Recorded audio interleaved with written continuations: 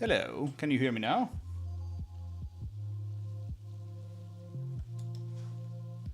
I'm hoping I'm fixing this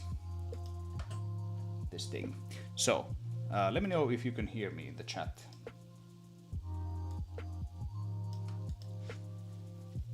I think I might know what was wrong. Awesome, excellent.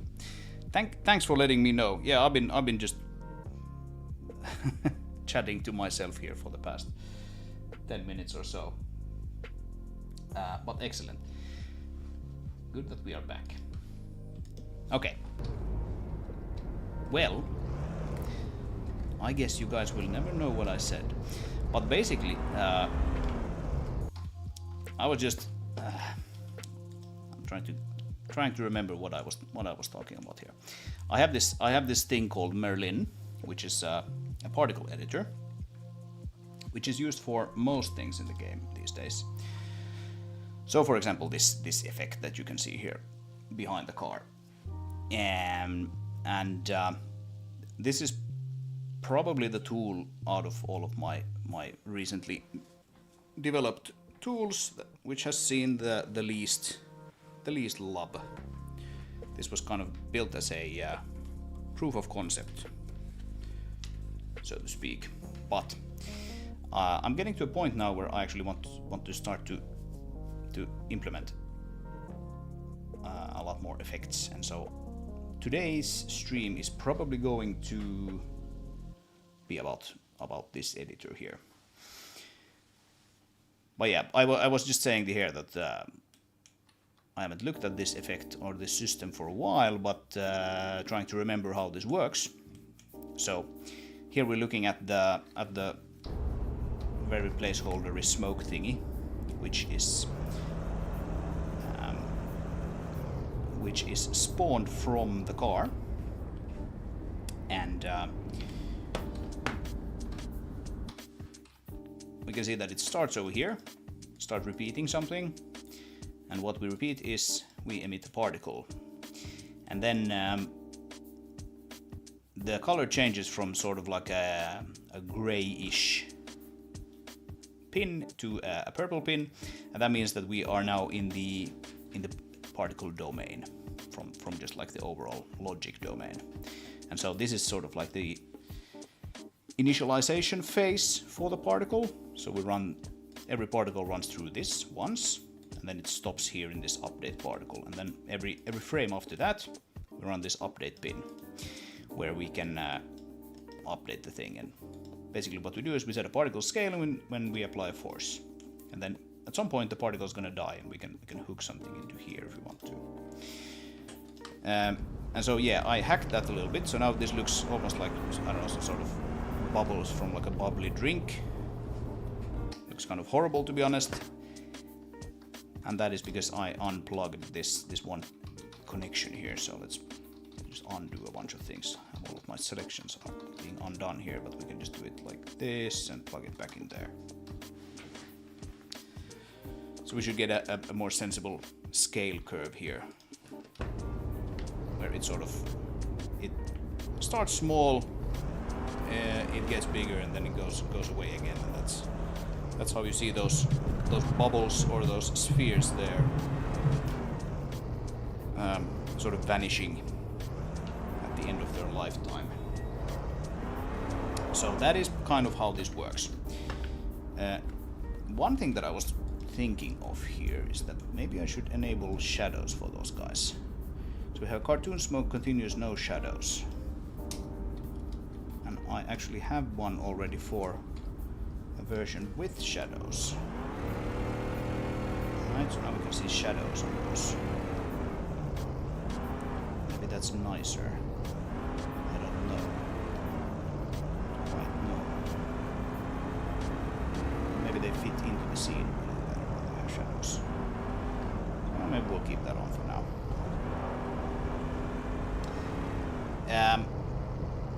Oh yeah, this is not necessarily the effect that we're going to be looking at. I don't actually even know if we will be looking at any particular effect today.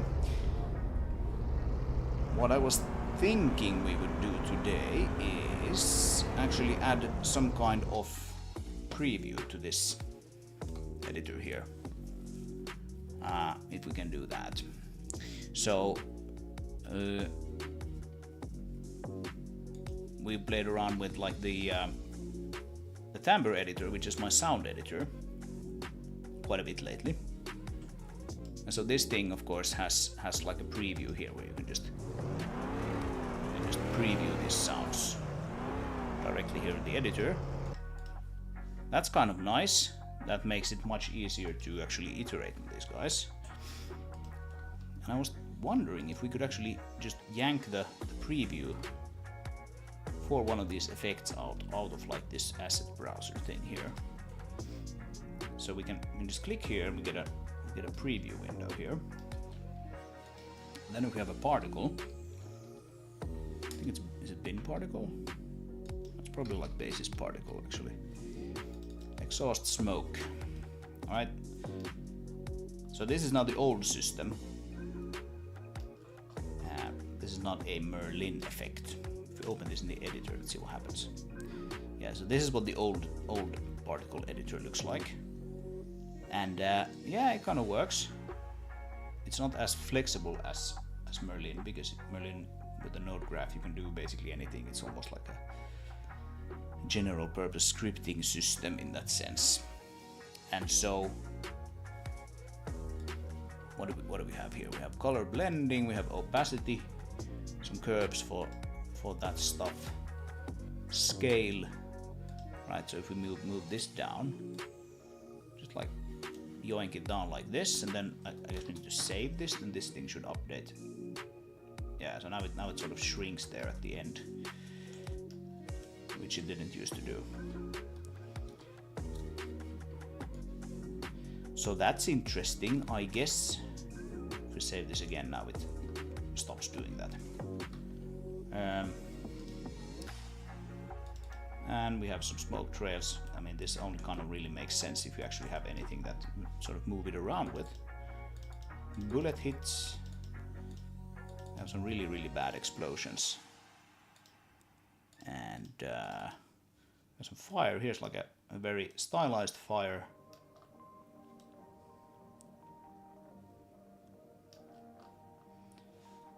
Yeah, some of these look kind of okay.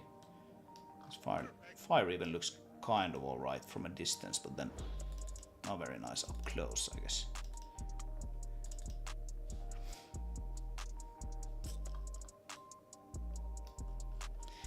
But yeah, it would be nice if we could have something like this here in this application, right? So we could preview this thing much more easily. How about that?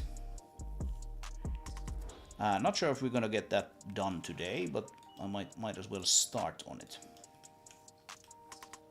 Currently, what I basically need to do is that I need to, let's just shut this down actually.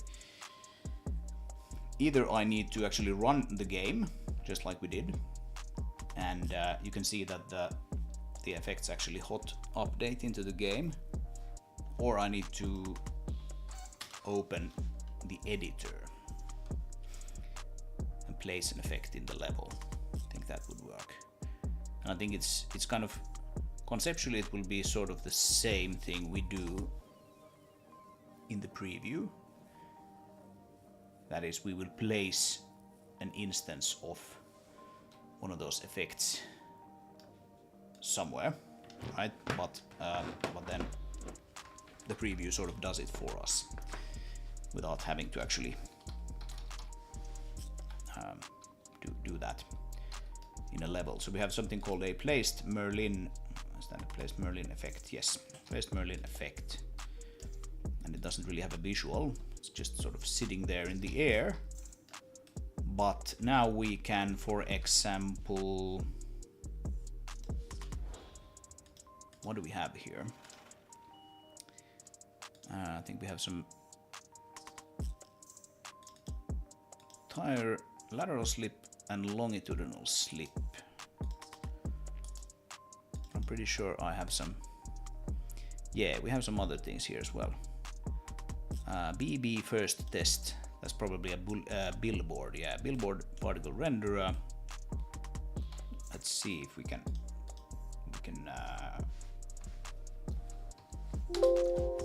Yeah, sure.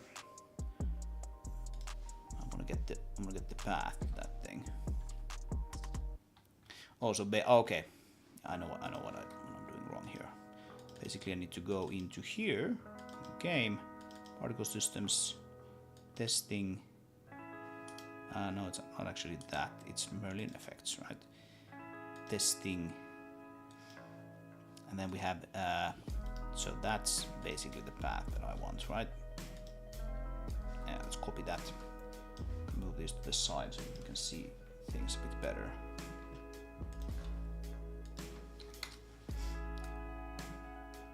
Yeah, so for some reason I don't actually have like auto completion here. That's kind of annoying. But yeah, here we have a billboard effect of F12 buttons. And we can move this guy around, and the effect follows along nicely. So that's cool. And if we make any changes to the there's the hat. So what do? We have a for loop. Right, so we repeat every 0.001 seconds.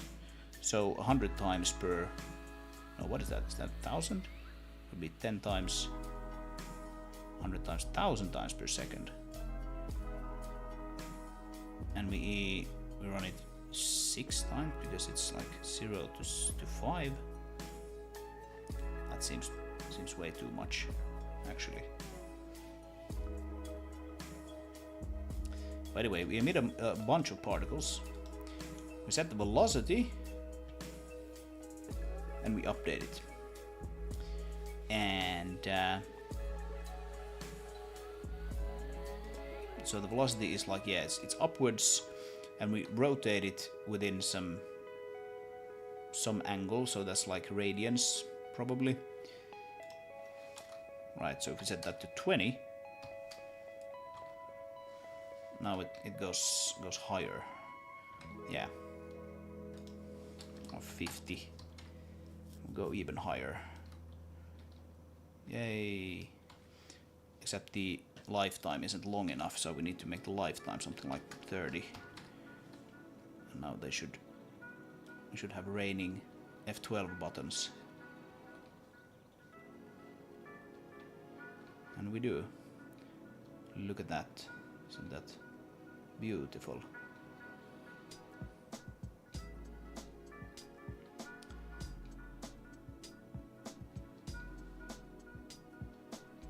All the F12 buttons you could ever want.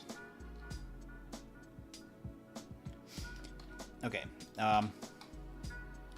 Right, so we can stop it, or we can stop it and let it finish. So if we stop and let it finish,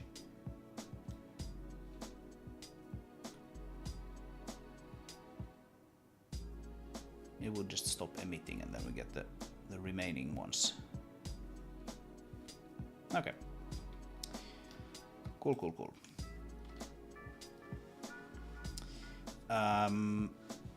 Right, what else do we have? I'm just messing with this now. Color test.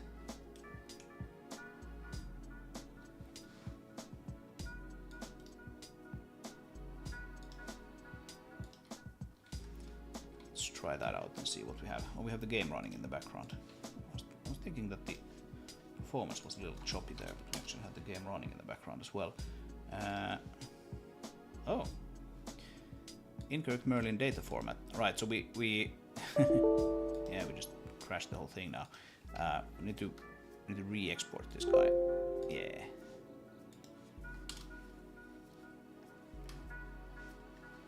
Let's maybe re-export before we actually try them in the editor.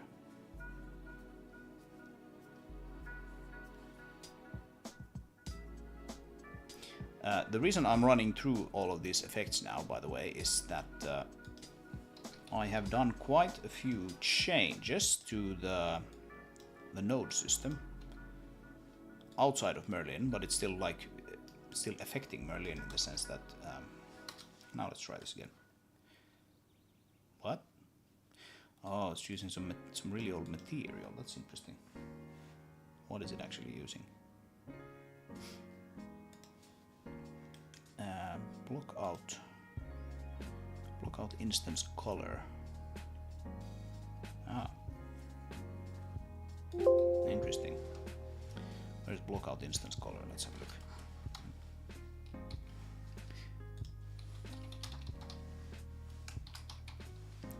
Block out instance color is a basis node material. All right, let's open that up.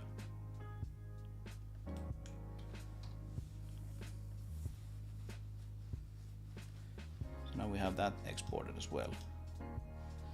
Yeah, so for some reason this is set to only explicit exports, which is probably not a good idea, but that basically means that when I do my mass exports, whenever I change the file format, it actually doesn't get re-exported, and that's why it was out of date, and that's why we got the assert failure. Yeah. Okay, let's give that one more go. Yeah, like I said, the reason I am doing this now is because I wanna sort of see in which shape Merlin is. So the actual particle engine before I start messing around with the editor, adding that preview there. Because I've done so many changes on the tech that drives not only this thing but also like the audio side and all of that. Okay, let's see if this works now. Hey, there we go. Isn't that beautiful? Right, so they start off as red and then they become blue or turquoise, whatever that color is.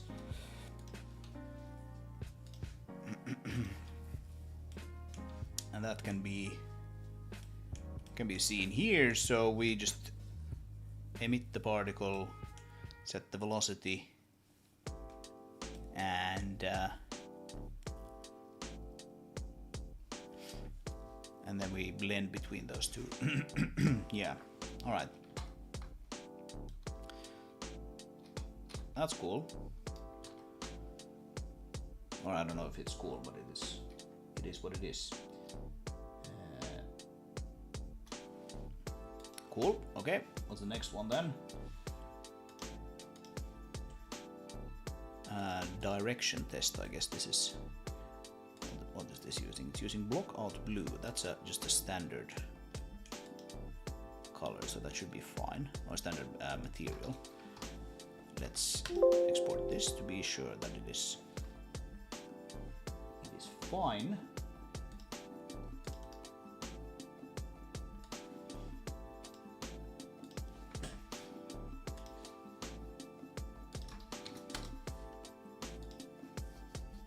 Yep. Alright, so that it's basically like the same thing that we had with those F12 buttons, but here we're using meshes instead. Yeah, that's okay. Right, so then we have something called param test, I think, and this is something that we probably can't. Oh, this actually doesn't have anything in it, so that's it. But basically what I'm testing here is just like probably that I can create these guys. So parameters. So you can add parameters to one of these effects, and then those parameters can be adjusted from the game. Right? So not really anything we can do there, but let's try this one instead. Smooth step test.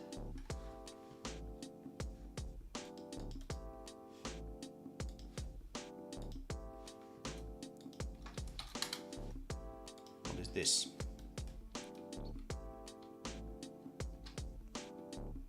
Ah. Okay. Okay, there's like one linear. I bet I did this when I was like implementing the actual smooth step math or something. Because you can see that like one of them moves linearly. This is linear clearly, and this one is smooth stepping. Because the red one starts slowly, and then it picks up speed, and then it stops slowly. But they take the same amount of time to arrive there. So the blue one, that's the blue one. This one uses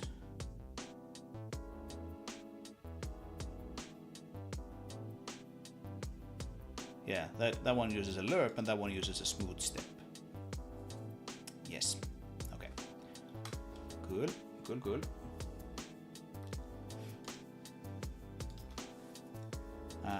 No. That's not the editor we want. We want this one.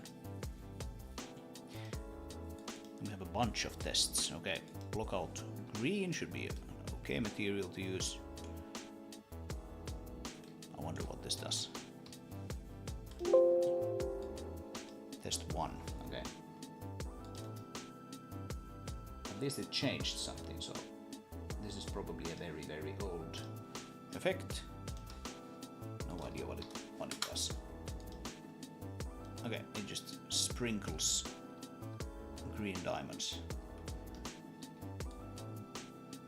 Yeah. So the game can then it can move these things around like this, and it can also adjust the parameters of them. So that is basically how we can affect these guys at runtime. We can make this like even more intense.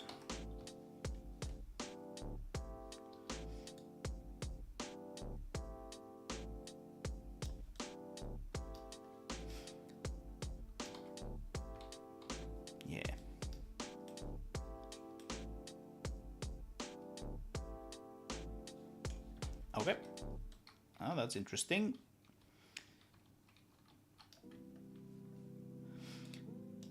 So basically the system seems to be working somewhat well.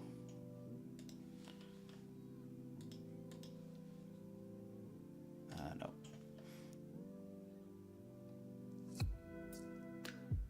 Oh, maybe I want to save this. I don't know. Did I change something? The cool thing about this is that these are all just JSON, like almost everything in this tech stack. So we can actually diff it and see what changed. All right, I changed the period. Yeah, of course. What else happened? All right, so then we have some things here that are probably, these have been added over time. Right, we don't actually even have a parameters section here, so you can see that this file is actually very, very, very, very old. It was created back when this system didn't even support parameters. Hey Tutu.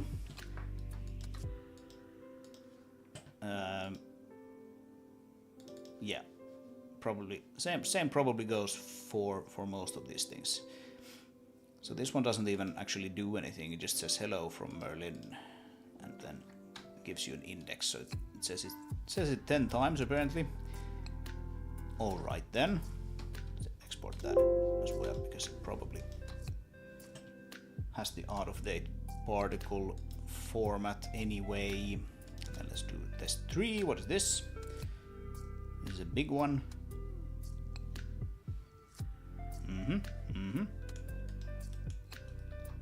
Let's try this out. Yeah. Alright, so test 3. Start. Oh. That's a funky one.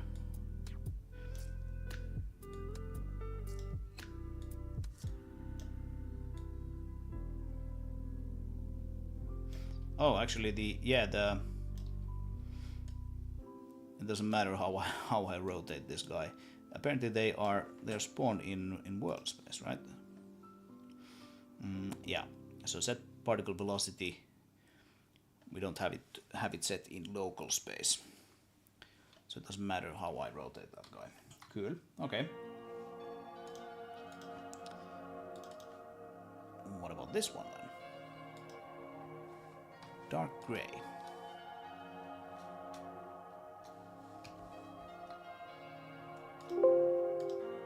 Let's see what happens.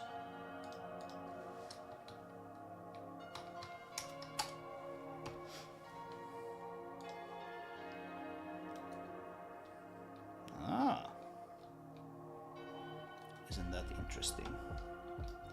Is this? Oh, this is actually in. Oh, then this is completely in local space, right? Yeah, we're setting the position completely in local space. That's interesting.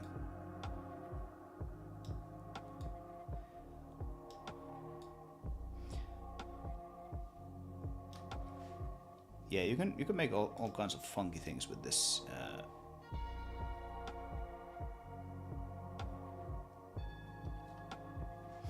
We can see here that we don't actually set any velocities on this guy ever. We emit a particle and we store the particle value, and then we start updating it. And the value is just like, yeah, it's basically like the index multiplied by 2 pi. And then we can read it during that particle's lifetime. We can then read that value out. Yes, it's kind of interesting.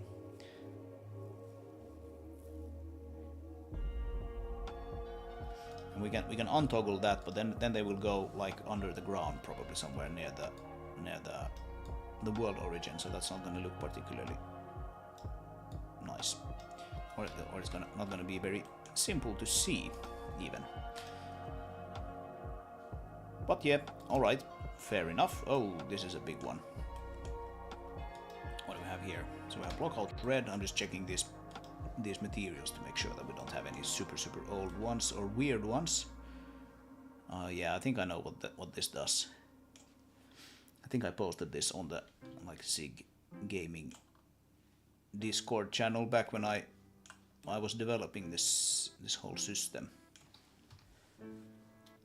Let's see what happens if I export this guy.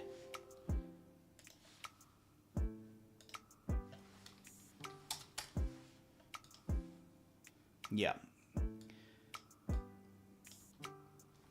Yeah, this is kind of nice. So it shoots sort of like a ring, and then it shoots like a bunch of those red ones through it, and then they have like a weird sort of dissolving thing going on.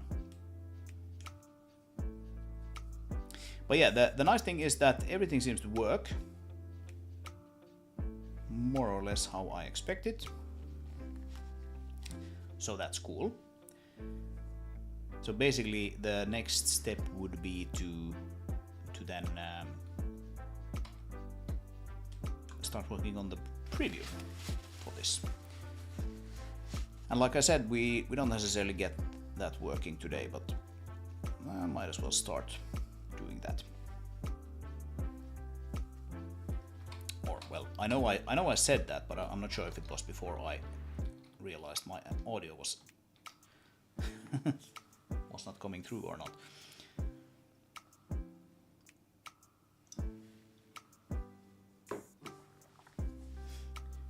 So yeah, if we look at this, have this asset preview window thingy. So this can be either just floating like this, or you can dock it. I think we'll do basically exactly the same thing with the Merlin editor. And this docking library that I'm using, Dock Panel Suite, it has sort of like a concept of document and then tool windows. So if I'm not mistaken, this area here in the middle is the document for this particular application. And then of course, depending on what you actually open here, the editor might change. So you might have like a blueprint editor, or you know, you might have a texture viewer. But they're all placed in the document. And then these tool windows are typically sort of sprinkled along the edges of the thing. So asset preview, let's keep that in mind. Here of course the document is the view of the actual application, and here the document is this node graph. But I think that's probably fine, because the node graph is what you want to see most of the time. It's probably the thing that you want to have the most, you want to devote the most screen estate to. So if you're thinking that this would be like the preview window, you can always just drag it off, make it really large like this.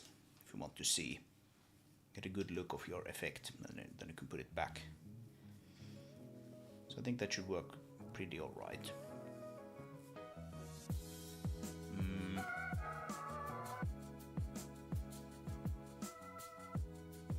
Yeah, let's go with that. This editor log just takes up way too much space like that. Just move it like here. So if we move the effect properties over there, then we have basically like half of this space we can devote to the preview. So that will work fine, at least from a UI perspective, in my opinion. So let's go have a look at the code actually for the preview window in the asset browser.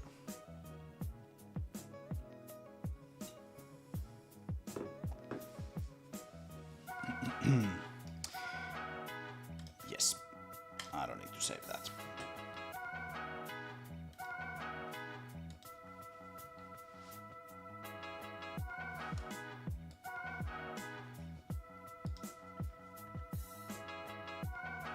Yeah, I need to remember to submit those updated effects later on.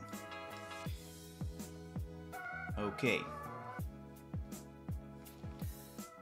So let's go into the designer configuration here. I think I mentioned, at least to some of you previously, that the WinForms designer is a little wonky these days. Basically, it doesn't like what is it that it doesn't like? It doesn't like me using only x64, or it doesn't like me preferring, like if we go into, yeah, I need to look at that as well in just a second, but going to like Timbre editor, you can make this, oh, this one actually prefers 32-bit code, that's interesting. That's strange, but yeah, but like the editor at least has this. Alright, yeah, it is because of this designer configuration, of course. If we look at release, it doesn't prefer it. And I think even some of these things, if we go to Timbre editor, yeah, this is set to just x64 instead of any CPU. And just having this as x64 makes the WinForms designer break for me. So I need to have like a designer configuration here which isn't set to x64. And that is of course also why this now fails. Yeah, we can't build the Timbre bridge in designer, but we don't need to do that. It's completely fine. Let's have it like this. We can still use the designer even though that one failed. We can go into asset browser, UI, and asset preview form. Is that the asset preview form? Looks a little strange, maybe.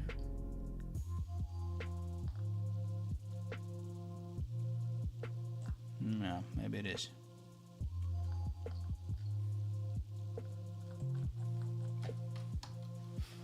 Asset preview. I think you should have like the the striped background.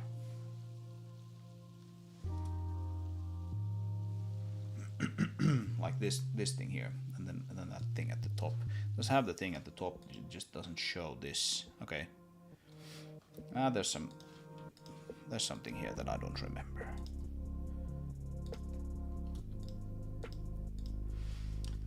Right, what do we have?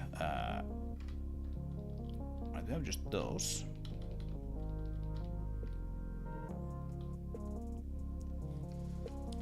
And we even have a good old timer hack here.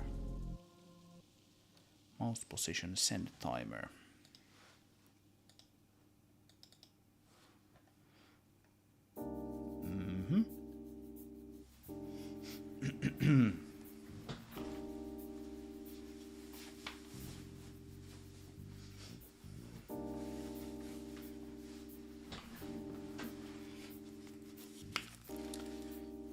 Yeah, so the way this works is that we actually run the game in sort of like a special mode, in like an asset preview mode, and that is how we actually render this 3D view here into the scene. And that is also why we run a bunch of these RPCs, you know, when something, the mouse moves or is pressed and so on. If we click this reset view button, we actually send an RPC to the game to do that as well. So like this thing here, we can click it and then it resets the view. So it's the actual game running there in the background rendering this thing. One might perhaps say that it is sort of like the engine runtime, because there's really nothing game specific here in this view now, but it still runs the game because the game is sort of like the exe for this. The interesting thing is that the engine actually doesn't contain Merlin, like the Merlin runtime exists here. So this is now the C++ side of things. And this guy is just a small static library. This is like the extent of the particle system. It's actually not that small now that I look at it. Mostly because it has a bunch of nodes. Yeah.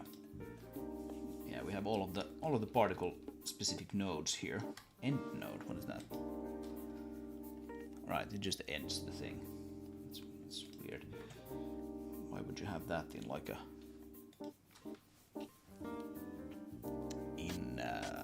particle system? But all right. Like typically the thing ends when the particles have died or when you stop it. But anyway, here we have the update particle node. It's actually not very long. This is the entire code for the update particle node.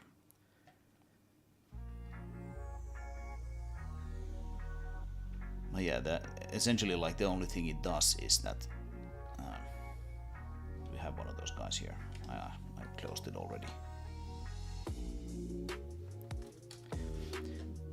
But it basically figures out, okay, so what is the velocity, and then just moves it, and then it starts a new cursor on the update pin, and then if it dies, it exits via the death pin.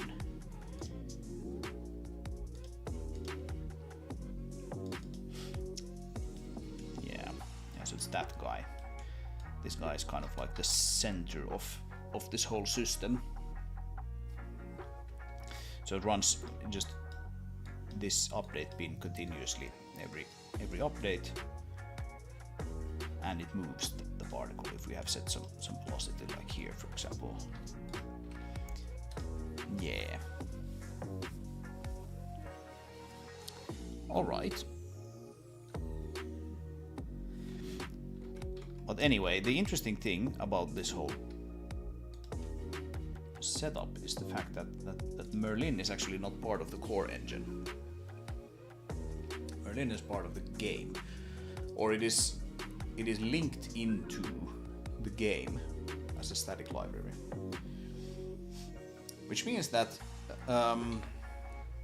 we can't use the exact same code as this asset preview here, because this asset preview purely communicates with things that are in the core engine.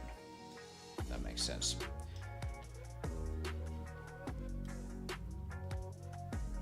But there's no Merlin in core engines. We're gonna have to figure out another solution for that somehow. But I'm sure we can do that. Let's just start by creating this asset preview window in the Merlin editor, and we can get like a place to actually start putting this thing. Yeah, we can shut that down. So asset preview form, this is still a little confusing to me. Where is the actual, it's a panel, right? It's a panel that we render to. Init render panel is here, okay.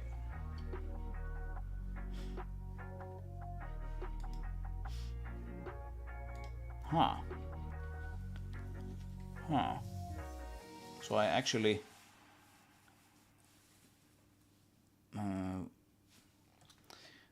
there's a comment here. We create the render panel standards label in code rather than through WinForms designers, because if the game crashes and is restarted using the same render panel, using the same render panel as the output window, swap chain creation fails.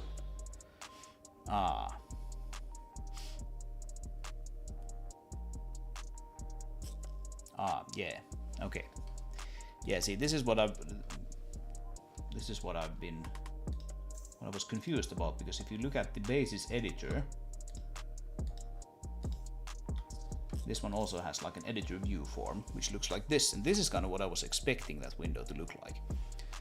So the editor, this thing here, actually also runs the game. You can see it sort of flashes there with that striped background until the engine runtime then sort of catches up. And if we load a level, let's load something very simple, like a template for a level here. So this uses sort of like the same idea. However, if the engine now crashes, and we can just cause it to crash by shutting down its debug window there, the editor doesn't actually want to live anymore. It wants to shut down. But the asset browser doesn't have the same thing. You can just run this thing and it doesn't actually even connect to the game by default.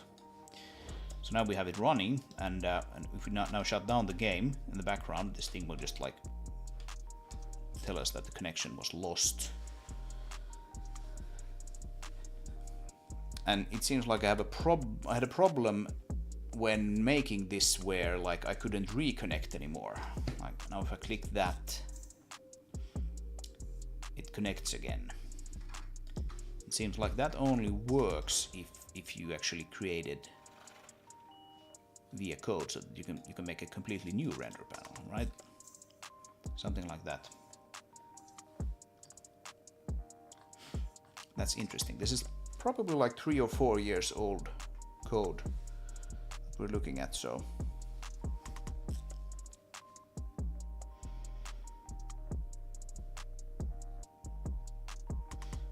yeah, we got like a new window handle.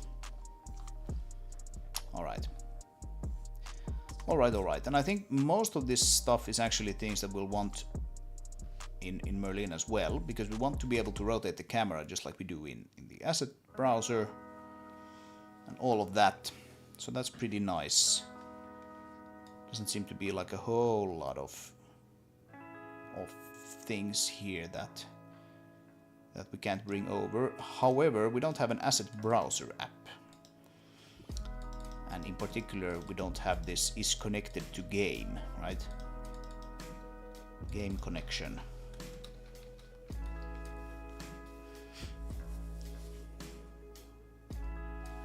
How does this work?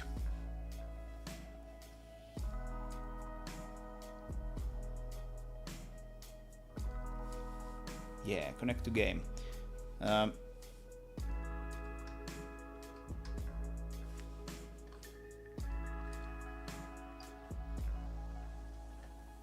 Yeah, we need a little bit of RPC boilerplate.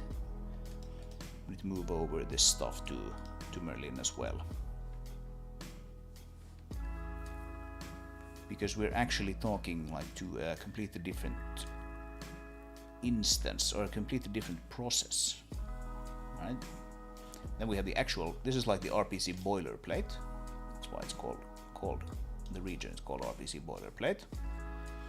Stuff that we need for the RPCs to actually work, we can collapse that. Then we have the actual RPCs, right? So we have things that the game process can call on this process. So API handshake, it sends us the version number of the communications API, so that if you're trying to run like the Merlin editor with an older version of the game, it would just go like no, can't have that. One thing that is interesting is that when we launch Merlin, and I've been a little smart for once in my life, in that I use the project. There's like a project file for all the games that we make with this engine. And Traction Point, as some of you may know, is called means. That's like the project names, and so it's referred to as means everywhere. Traction Point is the official name of the like the title name of the game. But all the code and the data and everything refers to means. So we have a means basis project file, which we can actually probably look at. It's also a JSON file, like everything else.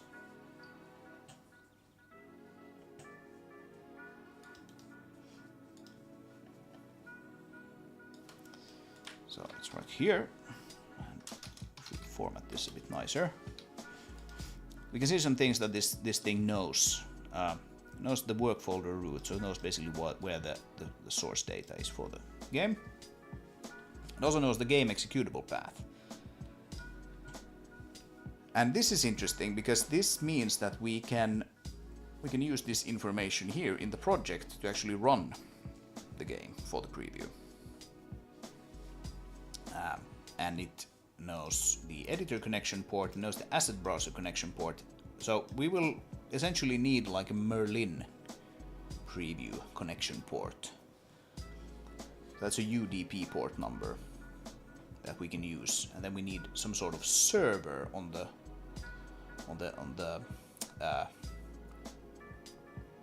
what do we call it, on the game side to actually listen to that. Unless we can actually use the same port number. So basically what this means is that when you're launching the game in editor mode, something in the editor starts listening on this port for connections to it. And when you're launching it in asset browser mode, something starts listening for connection on this port, and then you can communicate over that. Yeah, and then has some command line parameters. Most of these things are actually just directly settable here in this.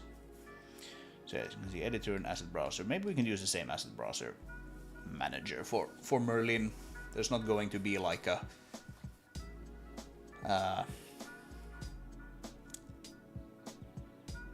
but yeah. So the thing is that if we run like the asset browser, we have this preview open here, like this. Now, like hypothetically, we couldn't run Merlin in preview mode because the UDP port would be blocked. That's maybe that might be okay. You can just go, is it Control-Shift-D and just shut this thing down, and then you can use it there. I don't know how I want to do that. We'll see. I guess we'll start with the asset browser thing.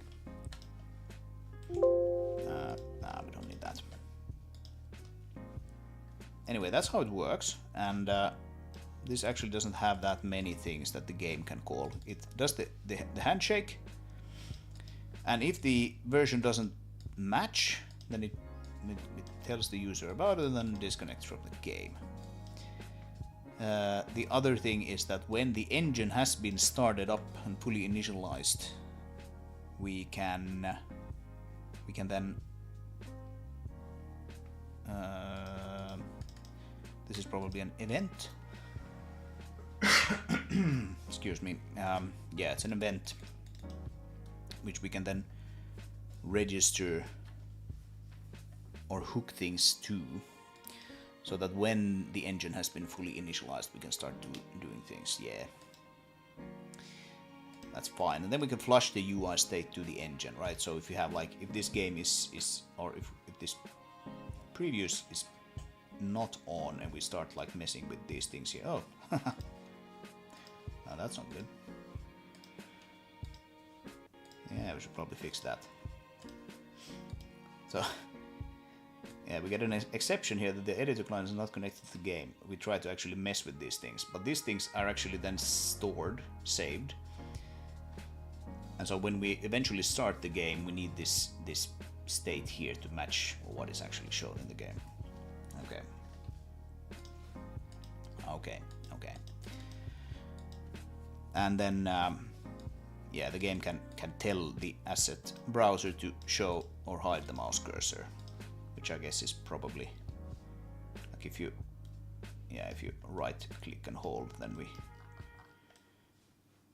hide it. You can see that now that I toggled this grid on and off, it actually had sort of turned it off there in the game, even though the game wasn't running.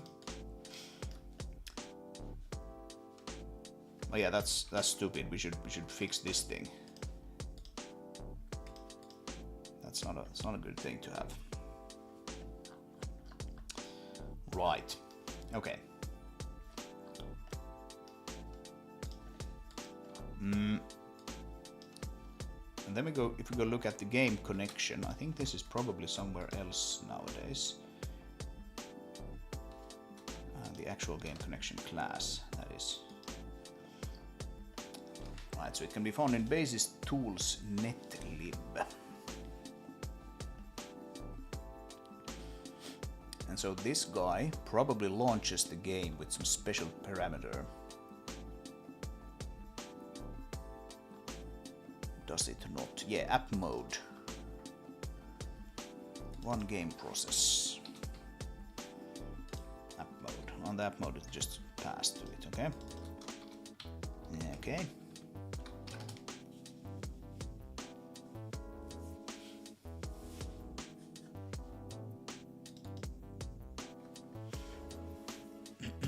Yeah, this is the app mode, isn't it? Yes. Asset browser. So basically what we'll do is if we don't run the game with this app mode, it will basically essentially go into the game, right? Excuse me, I seem to be losing my voice a little bit. I don't know what that's about, but if we essentially, I think we can just put like game here, right? If we now run the, oh, but I'm running the wrong thing. Am I not? I'm not running the asset browser now. Yeah, I'm running Timbre. Let's quickly make this the startup project. I wonder what will happen now if we actually run the game like this. We're using slide. It needs to log into the asset server. That's going to take a few seconds.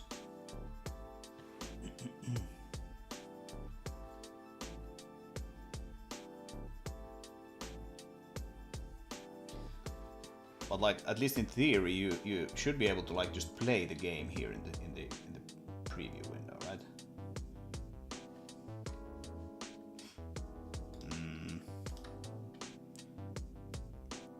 Right. Okay. So it shows up in its own window, in its proper window, because it doesn't expect to be actually like plugged into anything. So yeah, okay, and then it doesn't want to play nice. Let's use the proper project here. On desktop. Means and open.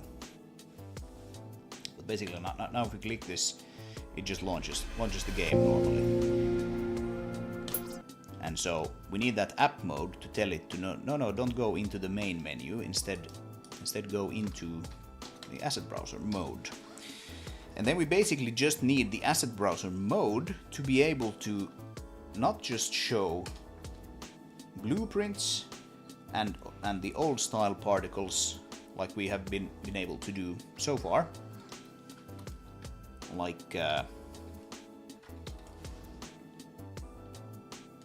this thing here, for example, or the bullet hit. But we also want this to be able to show, you know, a Merlin effect. And that is kind of nice in the sense if we use the same preview mode for it, because then at least in theory you should be able to, even if we just go into like what is it called? It's like MRL effect, yeah. So these are the Merlin effects here in the asset browser. We should be able to actually just see them here in the preview as well.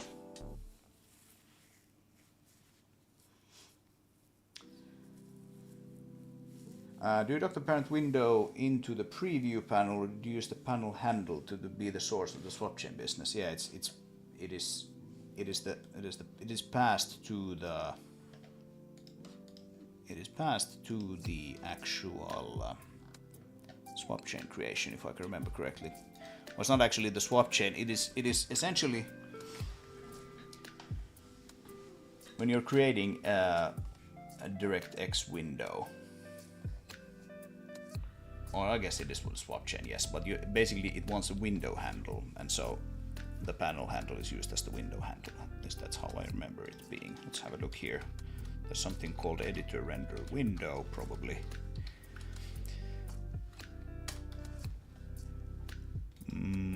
Yeah, editor render window, Win32. So this takes a window handle, and then this guy is passed to. This is probably in the base class, yeah. It's in the render window. Yeah, it works surprisingly well. I have done it the other way around as well. Docking the window there. It has its uses as well. For example, if the editor crashes, then the render window doesn't technically need to die, like the process can keep running. That might be one reason. I also had, like, I remember having issues with this on a laptop, where if the frame rate was too high, and by too high I mean something like maybe like 200 frames per second or something like that, it just broke. So I had to like artificially limit it with this approach that I have going now. So pros and cons. Okay, one more thing that I want to test, and then we can start actually building this thing. I think I know enough now. I have refreshed my memory enough to actually get some work done. So what is actually happening if we go here to asset preview form and we click this thing?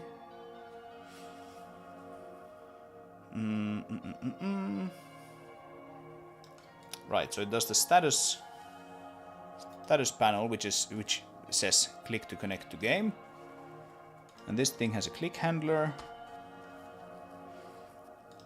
Yeah, and it kind of asks the browser app, which is an instance or has an instance, it's a singleton, to connect to the game. And then probably when it has connected to the game, it does some things. Am I right? Let's see.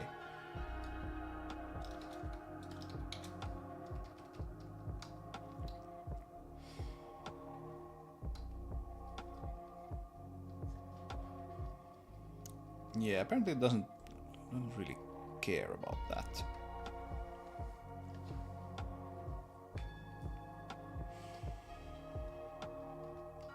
It quite simply asks the app to connect to the game, and then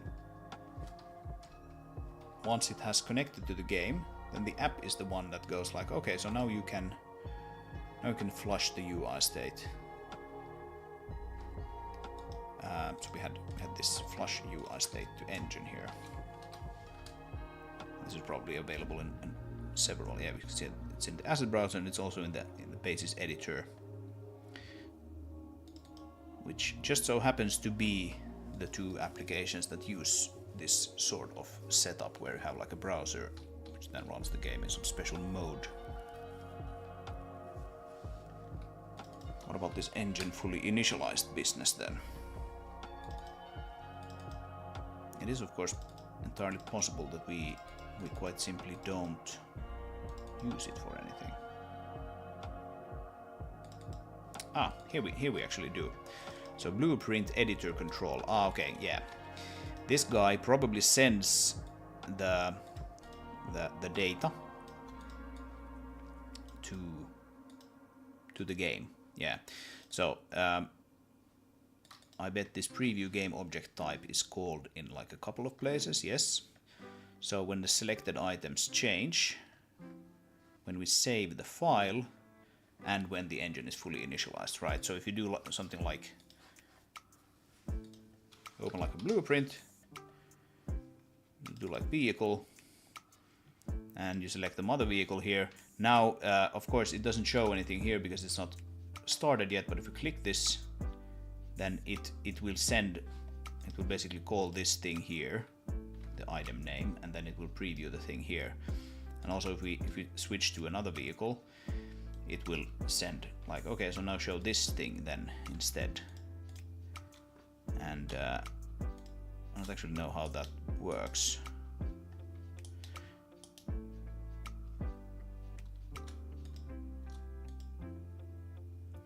Preview game object type. So that's like an RPC. Yeah, that's an RPC. What does the RPC do? Because we'll need to do something similar for the Merlin effect as well. If we want to preview it. Let's have a look-see. It's that guy basically.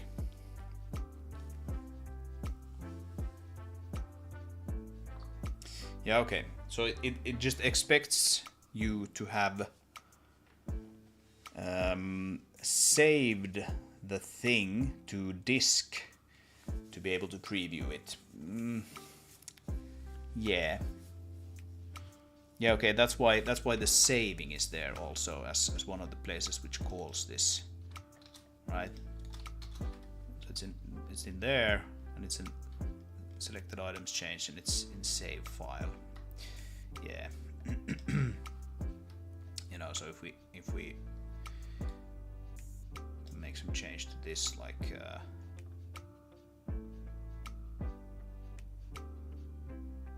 move this up, for example, by 1, and then we save it, then it jumps and the chassis jumps upwards from the rest of the stuff. That makes sense. Maybe that is a good way to flush the data in basis or in Merlin as well. I'm not 100% sure about that. We'll see. We'll see what's what. Let's fix that bug there in that asset preview form before we actually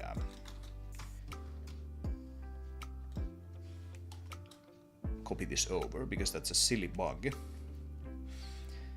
So set int flag, that's an RPC. Okay, before we call that RPC, we basically want to check that we are connected to the game, right? Actually, do we even do it here in this? We don't even do it here. So that's a little risky. Yeah, call a bunch of RPCs here, and we don't check that we are actually connected.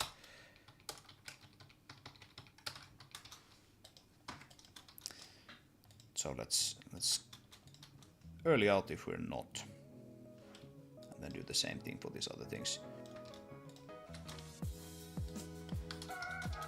And you might be wondering, okay, why doesn't the RPC layer check this then? And the RPC layer has no idea about any of that, any connections to anything. It's just a serialization thing, basically.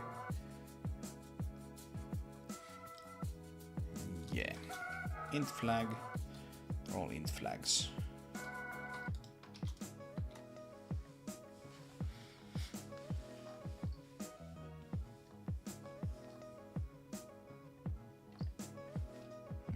Do we have any more of these things? I bet we do.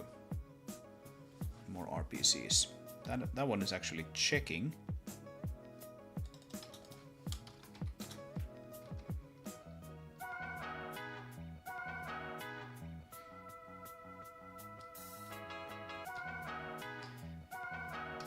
Yeah, that one as well, and that one as well.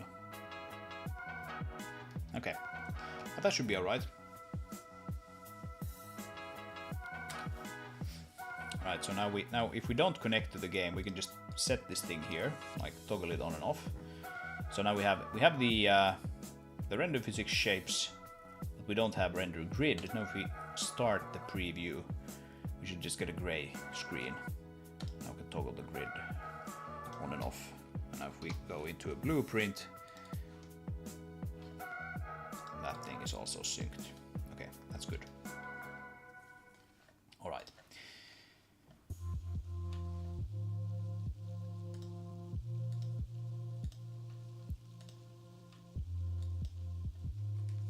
Alright, cool. Yeah, I think we know enough to get started on this thing now. I'm gonna take like a 2-minute break. We'll get some water and then let's get cracking.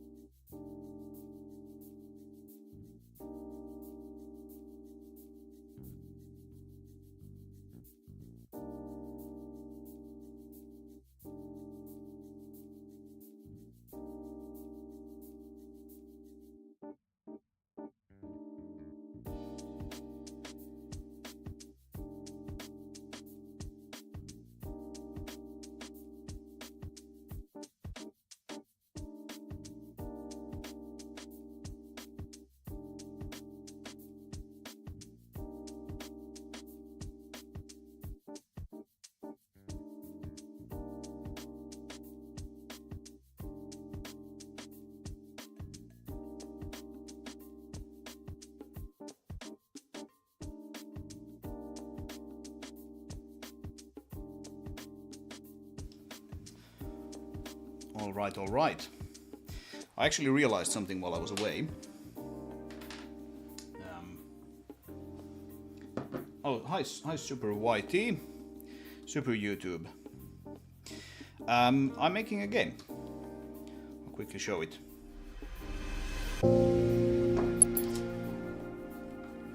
I'm making a game, and today I am improving my particle editor. So the thing that is used to make effects like this smoke trail here, for example. Yeah, it does look a little nicer with shadows. Might look even nicer if it had SSAO actually.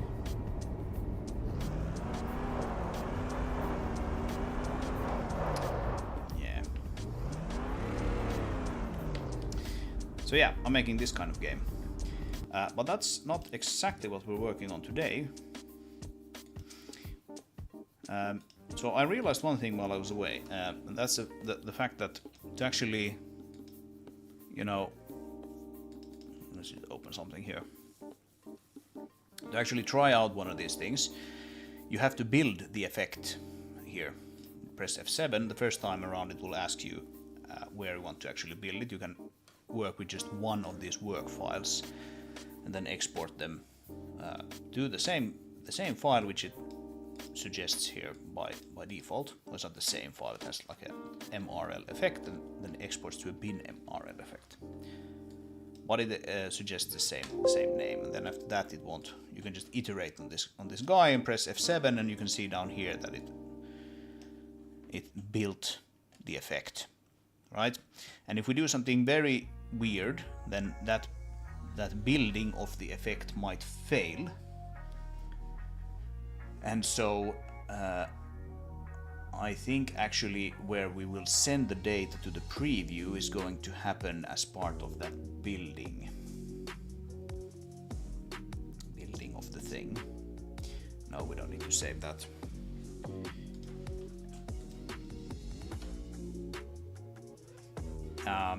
So we'll get to that when we get to it. Let's copy this guy over now. See if we can get it over without much trouble. So it's a form. Yeah, this is the thing that happens if you run this now in release. It's super annoying. Microsoft needs to get their act together on more levels than one, I guess.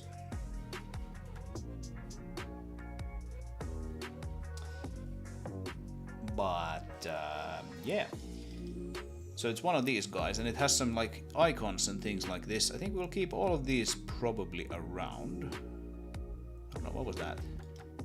I don't even remember anymore.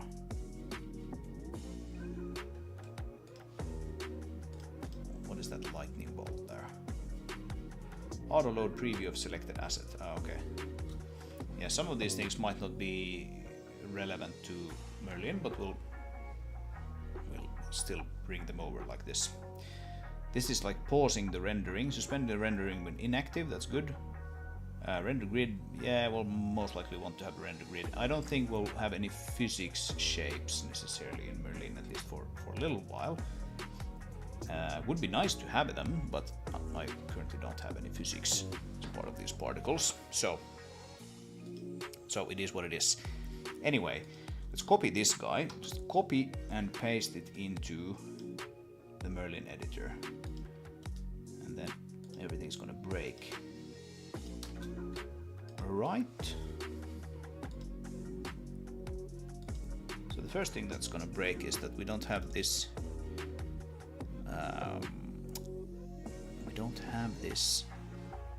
namespace, but we have some other namespace.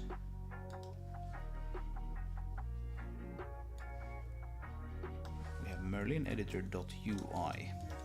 Use that instead. And then we need to do the same thing here in the designer version.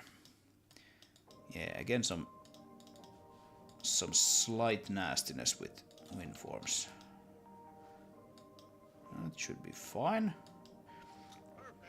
All right, and now we don't have the properties that it's looking for. Hi, Timeless. Nice to see you again. Yeah, it's looking for some icons here, we can see. Basis asset browser properties resources I. So we have I, lightning, clock pause probably, yeah. Shape handles. So we need to bring those things over as well. It is, however, possible that they will be brought over as part of this resx file. Except apparently not. Grid rendering, tool strip button image. Yeah, it's just that one. Alright. Alright, can't be helped. But hey, we can fix this. Let's go into this designer. Let's see, what is that supposed to say? Let's make sure we get the icons copied over correctly. It's probably something about, let's do global : : almost looks like C++. It's interesting that they use this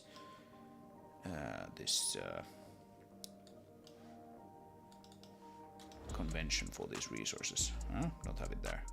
Don't we have any resources in this? I bet we do. Yeah, we have a bunch of resources, as you can see. But we don't have the particular ones that we want.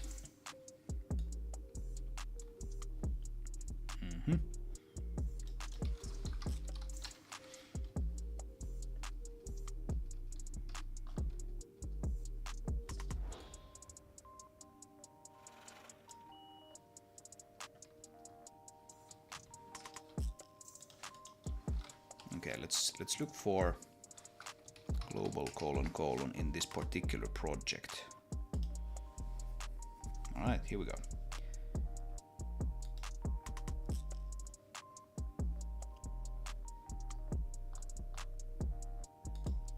Yeah, okay. So here, this is what it's supposed to look like. Merlin editor.properties.resources. So we'll quite simply go into here. Merlin editor, properties, resources, and then yeah, it's just the core or root namespace was wrong. And now, of course, we still don't have those, but we should be able to find them in my icon collection. So I, lightning, clock pause, and shape handles. Let's see if I can make that happen.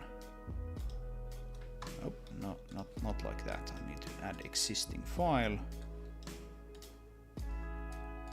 I bet they're probably found here. So I is one. Let's get that. Lightning.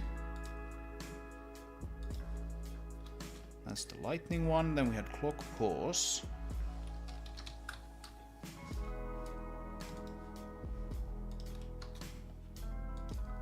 And then shape handles. Like so. So now it should be. Now this thing is content. And now we have a bunch of issues with this asset browser app. We don't have an asset browser app, but we do have, take that away, we do have a Merlin editor, probably both Windows and app. Let's see, Merlin Windows, oh no, Merlin editor Windows. Yes, that's good. Right, we're missing some settings as well. There are lots of things to do here, but okay. So asset browser app, we need to instead replace that with Merlin editor app. I bet. Does that look alright? It might want me to do Merlin editor.core. Yes, that looks better. And of course it's still complaining about many things.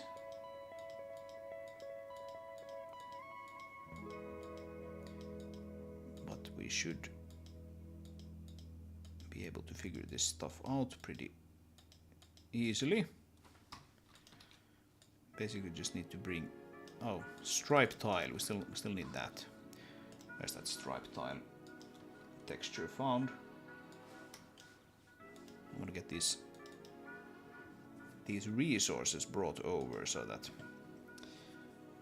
hey, Arno478, welcome.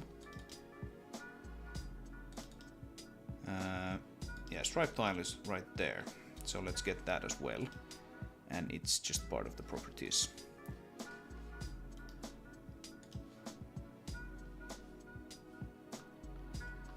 Let's bring that over too. From resources, stripe tile. There we go. That should go away, and it does. Right, so now we have, first of all, we don't have an is connected to game, and we don't have a game RPC. I think like 95% of our errors is like that. There's the odd method also that we need to implement. But most of the stuff will go away when you get that. And then we have the settings, right?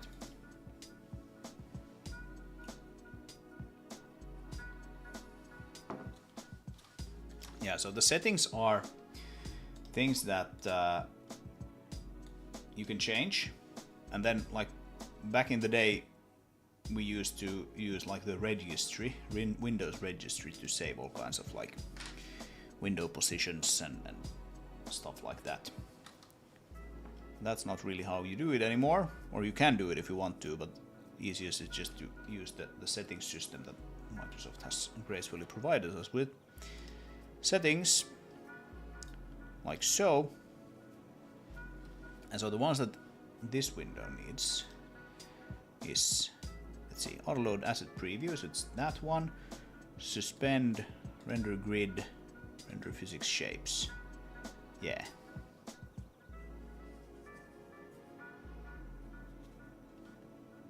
Those four.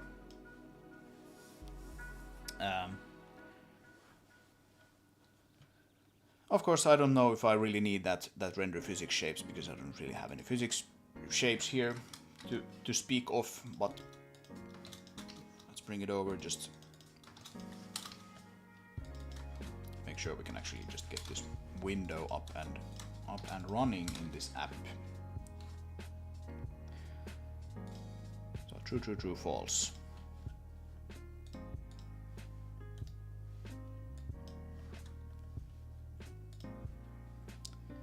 Right, as you can see, we have a few of these already. This is the like nastiest user interface for anything, but can't be helped. Bool.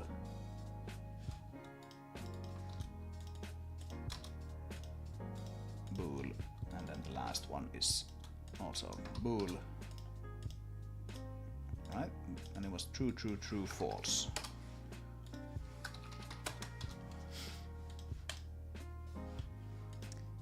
Okay. Settings. I think we might want to have both of these actually. I think it's complaining that it can't find the settings. Isn't that how it is? Why is it complaining about something else?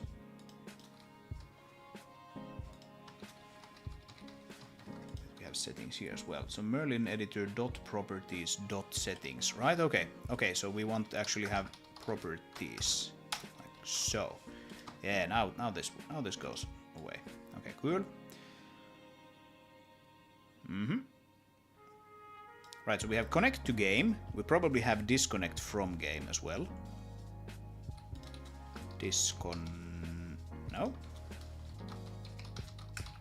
No disconnect from game. Okay, that's handled elsewhere. But we have connect from game. Null FX. What?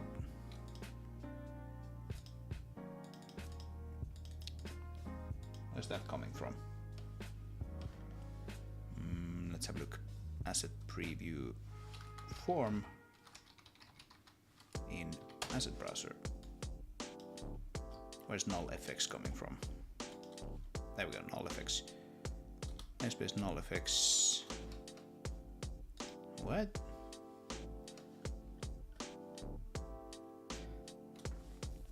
Oh. Right, okay.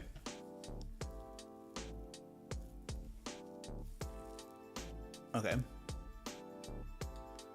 Yeah, this is some third-party stuff. What does this actually do? Check keyboard state. This is one of these mother of all hacks things that I've had to do to make this actually work. Okay. Okay, I guess we'll copy that as well over.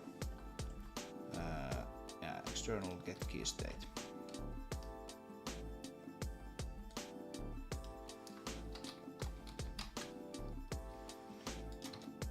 Just put that there. That should fix that bug or that error, and it does. That's good. Right. Okay, so I'm gonna just copy these things over that we actually still need to implement there in the app. So game RPC,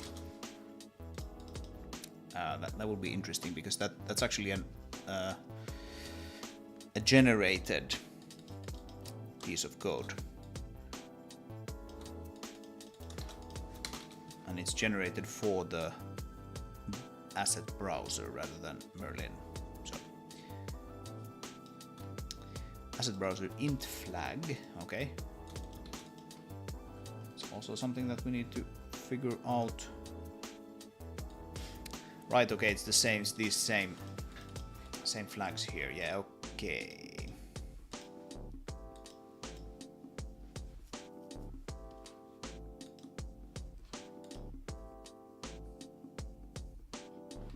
Let's just take this file and maybe move it into the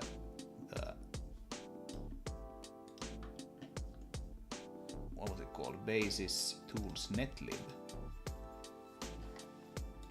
Right. I should go just directly into the tools lib, because these are now flags that both the asset browser and the Merlin editor will want to use. Yeah, no, I'll just take them and drag them. Probably.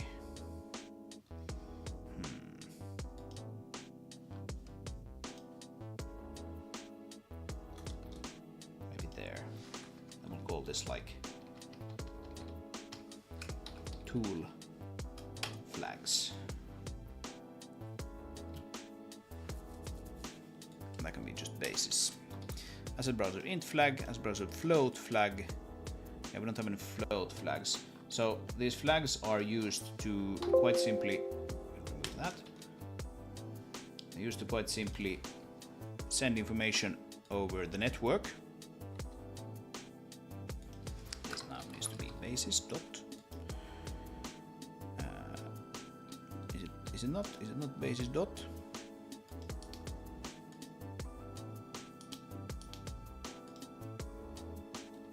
Right, that's not a protected one. Public enum and public enum. There we go. Okay, that actually doesn't even need that because we're using it already, right? Yeah, using basis. Okay. Okay. And I bet the editor actually has the same thing. So that's like, if we go to core, editor flags, that's like a whole bunch more. We can just bring these over as well and put them into tools flags. If I can find the file, there we go. So this would be editor. Those all belong to the editor. Let's make like a slight separation here. Those are all the editor flags, and these are like asset browser, and then perhaps Merlin editor as well. Like so. And now we can just remove that file. Let's see if we can still build the editor. Nope. Oh, the problem is the same as the other one. These need to be public now.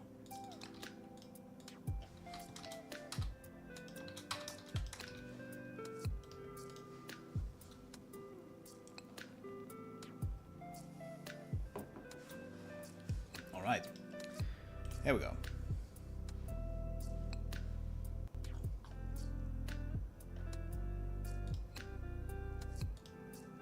Tools flags is what I want it to be called, like so. Okay. So that's good. Now then, let's go back to Merlin, see what is the next issue that we need to fix.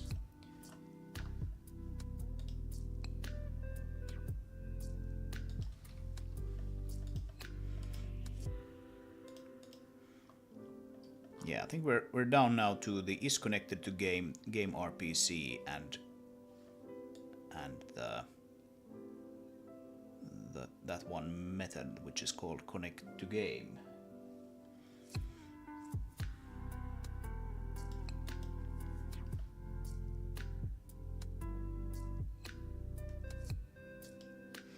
Okay, so we do have a Merlin editor app. It derives from a node editor app base, and this might also be a little bit of an issue because we don't have multiple inheritance in C#. It's not really an issue, it's just something that we have to do slightly differently.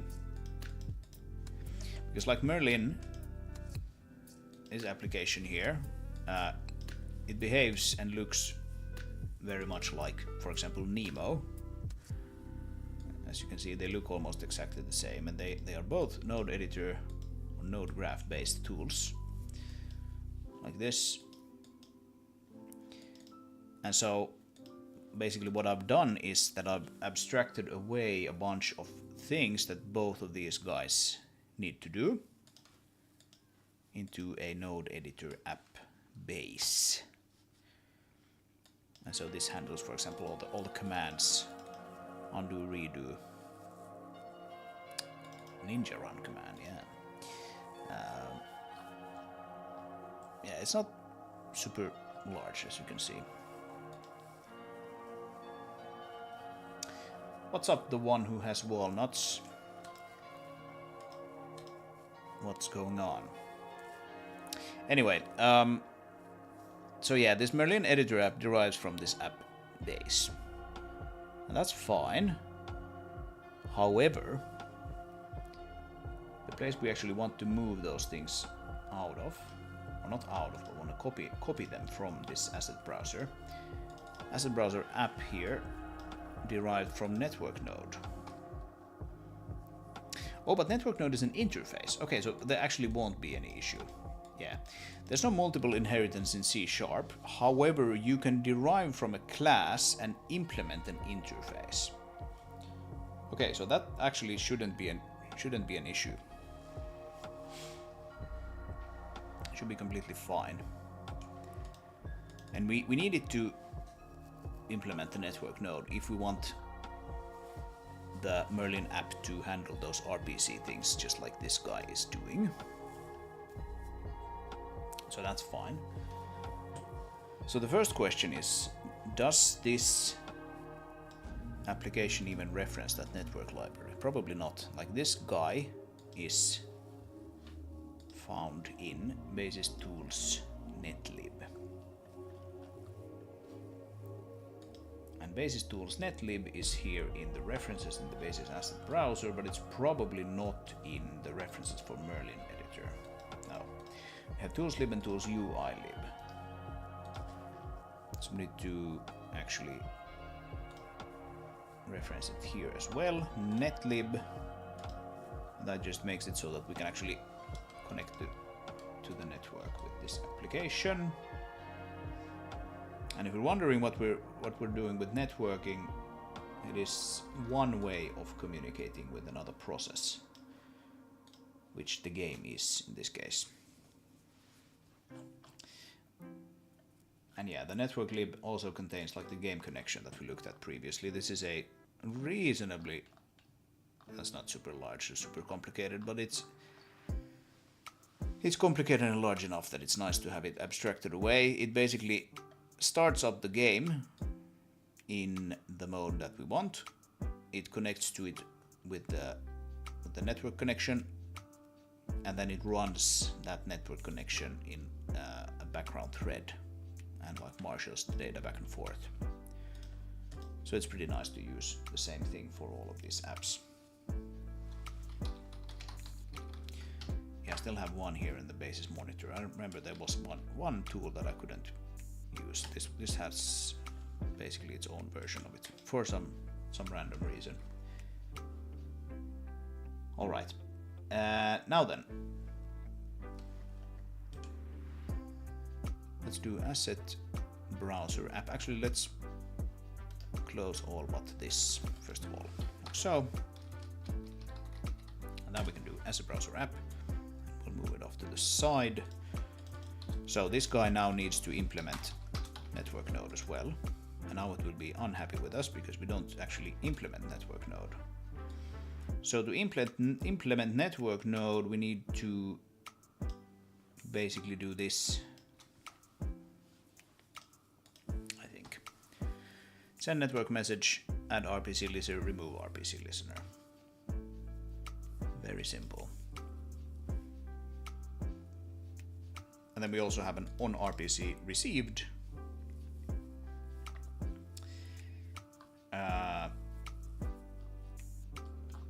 And then the actual RPCs. I should be able to basically copy all of this over, and that also means that we will need to add some members, some fields to this guy. Let's do this first. So basically this.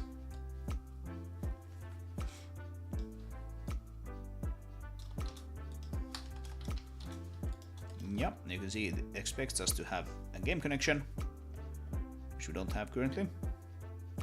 That prefers to find an assembly that's not referenced. Okay, yeah, we need the enet reference too. We have it here. That's good. Okay. Well, this one I will actually add through a little bit of a hack, just to make sure I have the. How should I explain this? Just to make sure that Visual Studio doesn't go and copy it into this project without asking me. I'm gonna unload Merlin editor just for a second. Unload project. Yeah, save. Like so. Now we can go into here and actually open this up in Sublime Text, and we can open up asset browser also in Sublime Text. I'm just going to drag it over here. We can see what's what. So here we have enet somewhere. Here's enet. That's the reference I want, and I want it to come from this relative path third-party libraries, this very specific enet version here. So let's just add it here next to the other ones, like so. That should be good. And now if we reload this guy, reload project.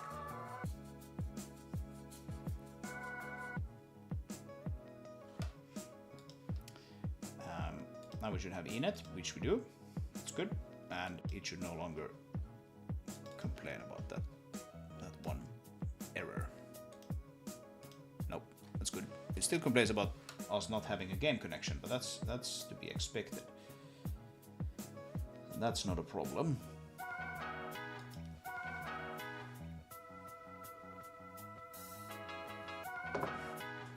That is just something that we'll have to add. And so maybe I'll add that right now.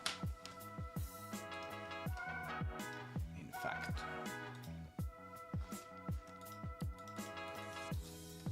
let's see.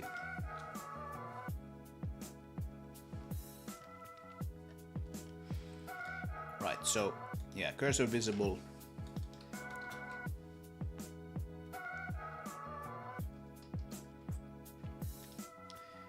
In the reset function, do we have a reset function here as well? Yes, we do. This is where we would initialize all of these things. Okay. So we'll copy like basically all of that over to here.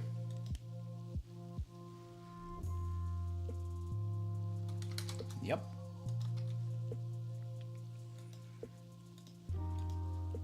No game connection. Okay, what's that? Some of these I understand. We don't have that, or yeah, that we don't actually need at all. That's a very asset browser specific thing. But I think my game connection, some of these things should be found here in the .NET lib. We have RPC listener here, for example. Public interface, that's fine. Hello, developer. Welcome back. Yeah, this just wants me to generate a new class, but that's not what I want to do. I want to use the game connection that's found in the basis tools netlib.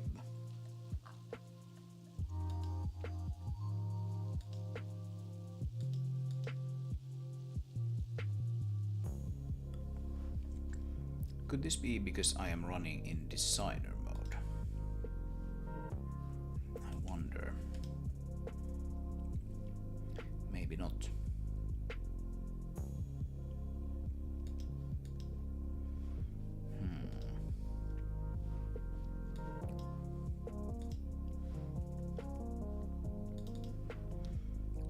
So it's in the basis namespace, public class game connection.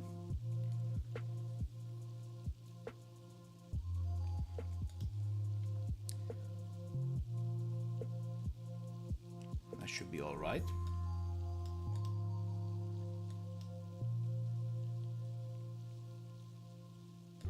Oh, it is okay. Hey. Yeah, I've added them in the wrong place. That's not where we want to put them. We want to put them here. Yeah, there we go. Yeah, so you can see that this, yeah, that was completely wrong. We have almost the same settings here. Your mic volume is low. Oh, let me bump it up a little bit. So, is this better? Just let me know in the comments if it's still low or if it's too loud or whatever. But anyway, we can see here that we have almost the same sort of members here. We have a project, we have startup settings, same as here. Then we have a Merlin editor work folder context rather than asset browser work folder context. Conversion pipeline. And now these new things here. Engine fully initialized. Yeah, that is not going to be here yet, but we can do it. We can make one of these guys if we need them. So there's a little bit of code duplication here, which is perhaps not super nice. It is still low.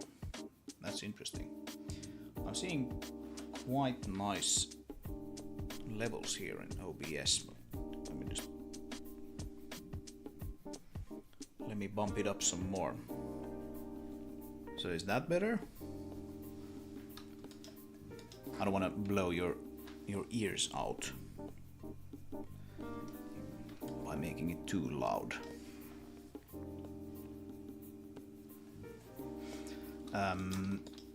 Yes, all right.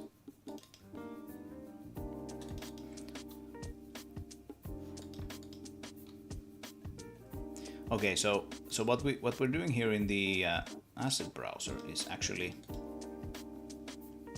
we're calling asset browser windows flush UI state to engine on all of the windows. And so this is a class that kind of collects all of the windows that we have in the app together and then forwards the call to the relevant ones. Better, okay, great. Great. Thank you for notifying. So I don't think we have this sort of thing yet in our Merlin. Or do we actually have? Maybe we do. Let's see. So there should be something called Merlin editor Windows. Yeah, you can see it does not actually have a flush UI state to engine. It has most of these other things though. So let's actually add a to-do there, so that I don't submit that without remembering to fill it in. So that's good. Asset Browser Communications API version. Right. That is something that's not going to be available here. And I bet we basically have to call this Merlin Editor Communications API version. But the issue here is the fact that we are now kind of pretending to be the asset browser from the game's point of view. The Merlin editor wants to display the particle systems in the same way that asset browser does. So in here, and the game doesn't really care if we are actually looking at the asset preview in here or if we are previewing a Merlin particle system. It should just like kind of treat it just like any other asset that we want to preview. However, the application on the other end of the network is completely different. There should be a sway to increase the keyboard scrolling speed in VS. Yeah, I bet you can somehow adjust that. But yeah, I'm not sure. Anyway, my point is that this API version thingy was added here so that if you're trying to run a newer version of the game with an asset browser that's older or the other way around, it wouldn't work. Or you only ever bump that API version when you make changes. So that means that we have a little bit of code that we generate for the asset browser as part of the RPC interface.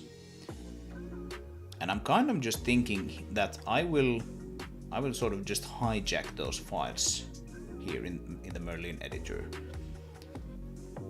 and keep pretending like I am the asset browser. This version of the, let's see, Merlin editor is not compatible with the running engine instance. As browser blah blah blah. Yeah.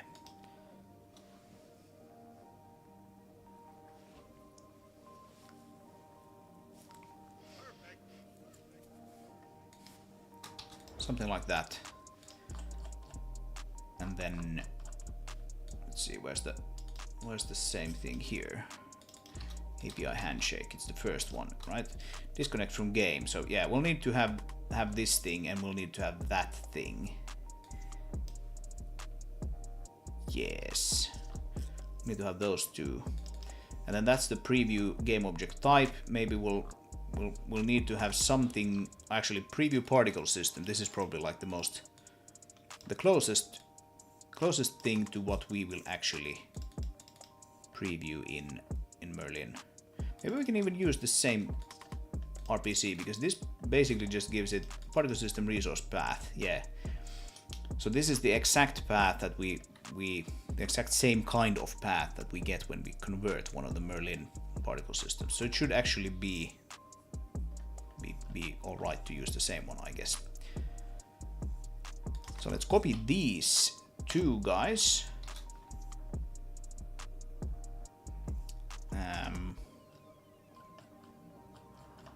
Where are they in the file? They're a little above the instance. Let's try to have like roughly the same sort of layout here. And then that, right? Disconnect from game, and then we have preview particle system.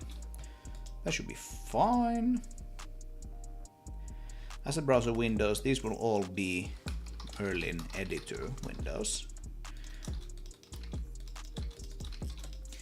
We still don't have the asset preview window though.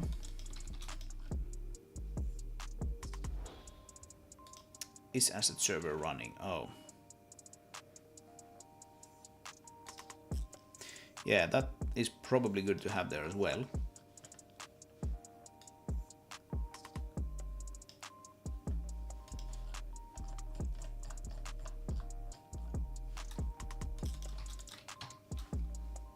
It basically just checks if we have a process by that name, yeah. Yep, that should be all right. Yeah, we need the is asset browser window active thingy there as well to handle. Yeah, there's quite a bit of stuff to implement here to get this thing actually running. But luckily most of it is pretty straightforward. So we'll need all of that actually. I should probably actually now I can see that we have some of these already here, so I don't need quite that much. We need that one. Pipeline arrow we don't have probably, or do we have? Yeah, we have the conversion pipeline there already, so that's fine. The application idle will look a little different, but it will be basically the same sort of thing. Receive network data internal, that looks good. Program tweaker. Alright, well, let's just add a program tweaker here as well.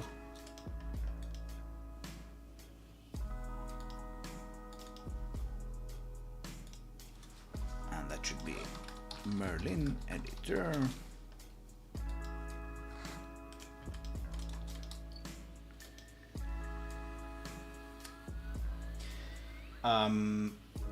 Are you going to replace the balls with textures? Textures are a different thing. Actually, earlier in the stream we had a look here at a few different types of particle systems.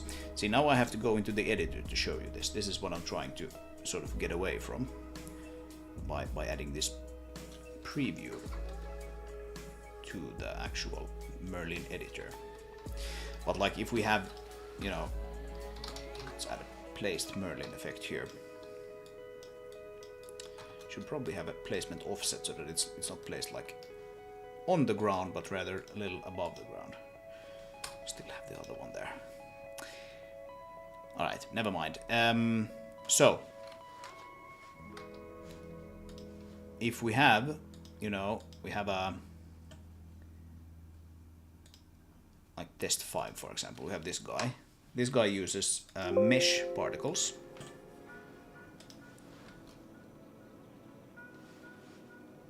And I actually need to get the path out of this. Yeah, you can see some of these things are a little wonky still with Merlin, and that's kind of the reason why I want to do all of this now, because it's not like super easy to actually work with this. This thing is what I want, and I want the resource path of that one. So now if I play this thing, it uses meshes, right? And they're just normal meshes. There's nothing special about these meshes at all.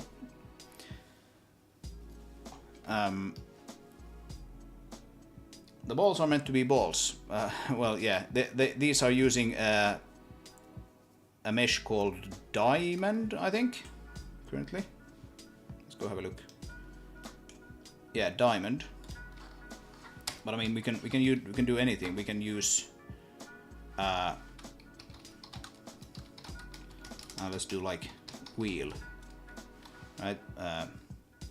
Scout wheels, for example.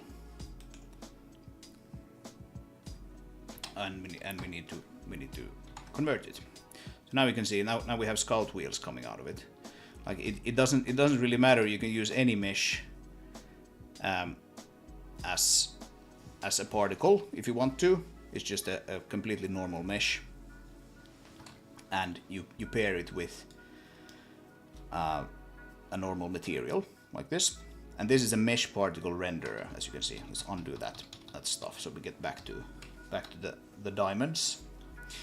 But then you have some other things like this BB first test. So this, as you can see, it has a mesh particle renderer. It's not connected to anything, but there's a billboard particle renderer, and this uses a material, BB first test material.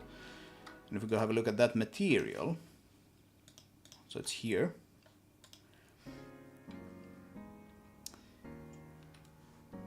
And what? Oh. What happened? Yeah, it clearly doesn't work. I mean, it works at runtime, but it, for some reason, doesn't seem to... Oh, it was actually refreshing some paths. I'm just being too quick, apparently. So a very simple little material. It uses a keyboard F12 button here, but we can basically do anything. Again, these are just, you know, standard textures. So I don't know. I don't actually have that many textures in this game yet. Page up, for example. But yeah, anyway, F12 is the one that we have here currently, and this particle effect, because it is referencing the material that uses that F12 effect. If we build this thing now, I basically don't get that. There it is. Basis convert. I should have a drop down for these effects here in the editor, so I don't need to copy paste the string around. Anyway, the idea here is that now we have these F12 buttons coming out of the thing, and these are billboards, so they will always turn towards the camera. They still exist in 3D, and so you can see that they sort of are in front of and behind each other. But they're not meshes, they are billboards, and they're set to rotate over their lifetime, so that's why they're behaving like this. And this is kind of like what you would typically do. For example, this flare here, this is also a billboard, so this is kind of like a typical use case for a billboard. And you can see that it faces the camera. Even though I'm rotating around, it looks the same everywhere. Same thing here. If we're moving kind of sort of over this thing, you can sort of see that they're turning towards the camera. It looks like a weird vortex there in the middle. It's a kind of strange effect, actually.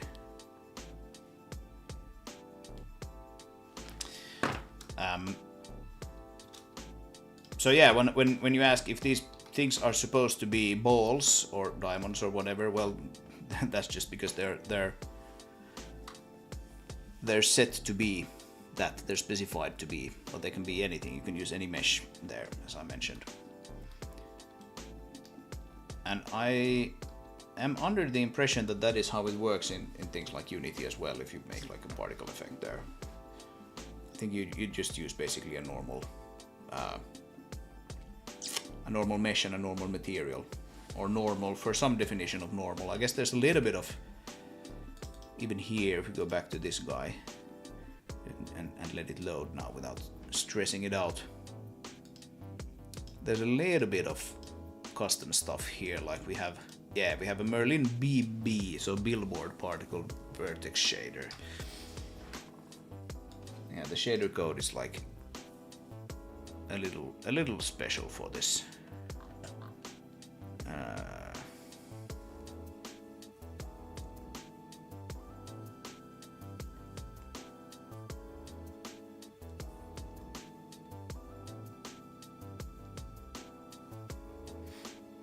Yeah, build more particle renders towards the transform value and the blah blah blah. Yeah, there's a little bit of special shader code here that gets generated when we build this material. I thought the balls were temporary. Oh, you mean the ones after that get spawned from the vehicle, right? If you mean them, then yeah, they are kind of temporary. Right, if you mean the trails, the dust trail, like this stuff that comes out of the, you know, these guys.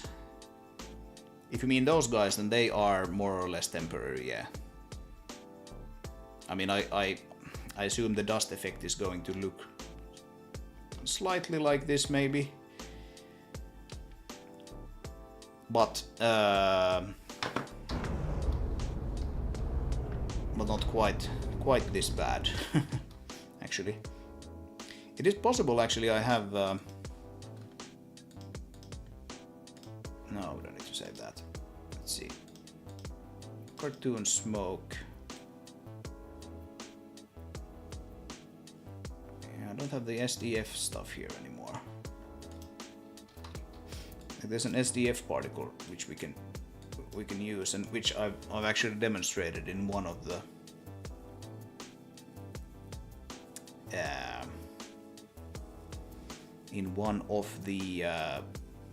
videos, but I think there was something problematic with that. Are they meshes? Yes, they are meshes. Absolutely. We can do anything here as well. What should we spawn here? Let's spawn like a power cell. Power cell. Bloop.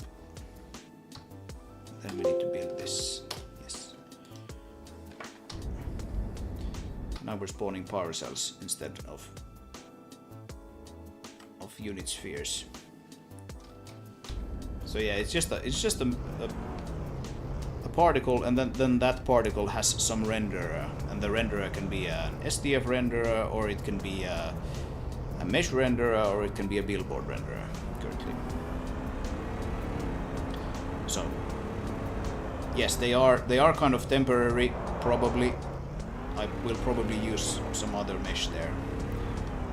It's not that the system works just with the balls. It's just that I just put in a unit sphere there as the mesh when I made the system. But yeah, that's how it works. There's nothing sort of inherently temporary about them. But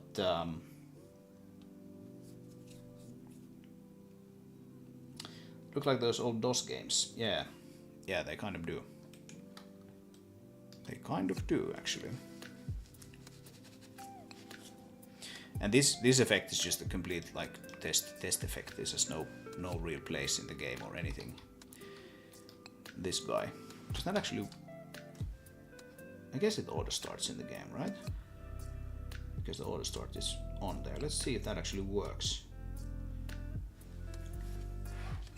I think it should work. I'm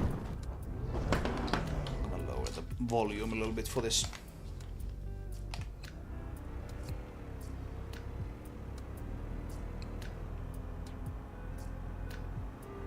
Yeah, it looks like it's playing over there.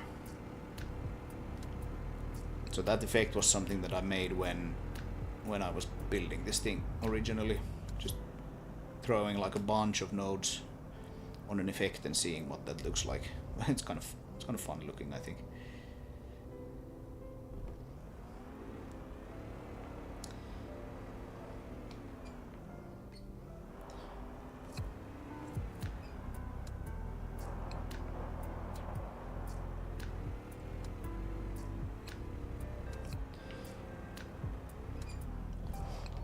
Yeah, that looks nice because it uses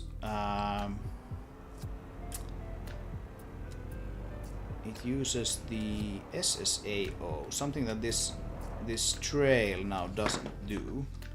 But I guess we can probably switch that out just for, let's do like a block out, probably like gray, and build this. And now it is actually using, you can see that there's a little bit of like ambient occlusion to these guys. So if we toggle it on and off here, SSAO works. Just because Merlin is using just straight up normal meshes and normal textures, or normal, normal textures, but normal materials. Normal meshes and normal materials to render these things.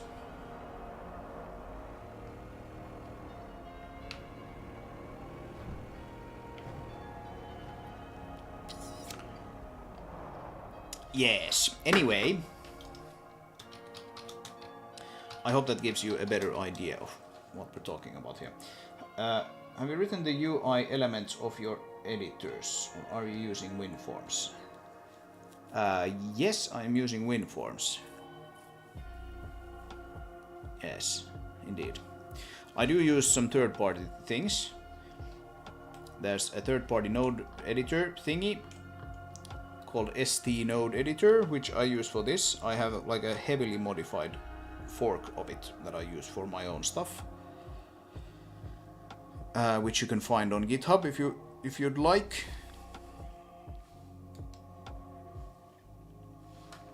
Let's see, where is it? ST Node Editor. I want the GitHub one. Yes. So, as you can see, this is written by someone who speaks Chinese. I don't speak Chinese, but there are some English documentation here as well. This is the stuff that I base this on. I have my own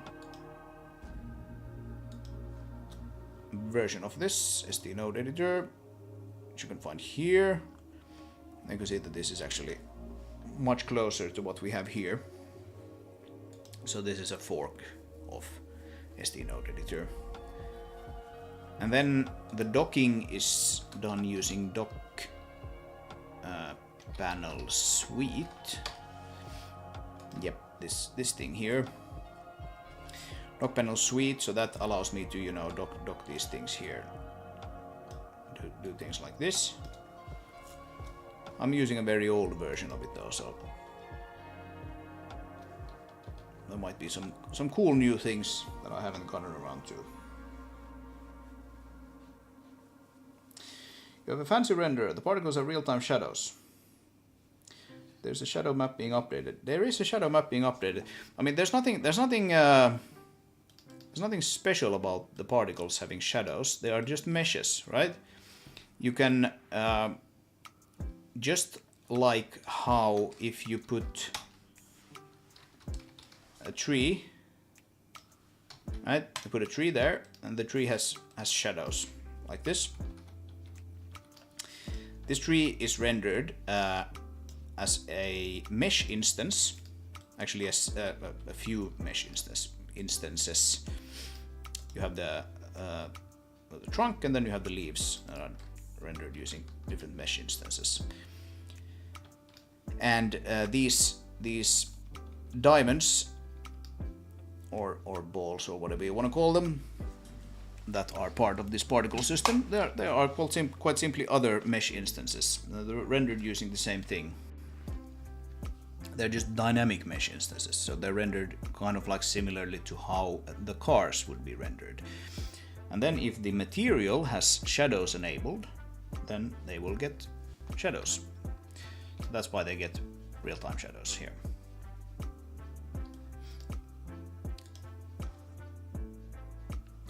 The renderer is not PBR, no.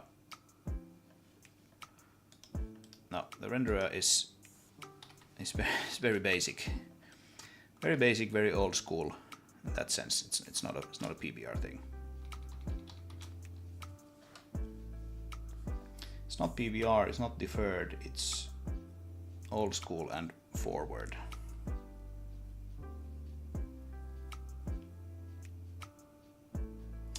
Render a light map every frame. Yes, I render several light maps every frame actually. So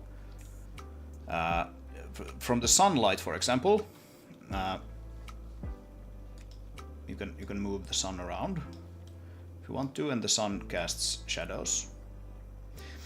And you can have shadow cascading enabled, which means that you get shadows from pretty far away, and you get somewhat okay shadows up front. And that's done using cascaded shadow maps. So that means that, like, well, here we have 4 cascades, for example. So that means that we render 4 different shadow maps, 4 different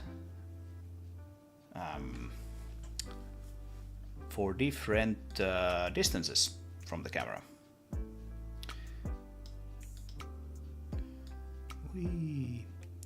Yeah.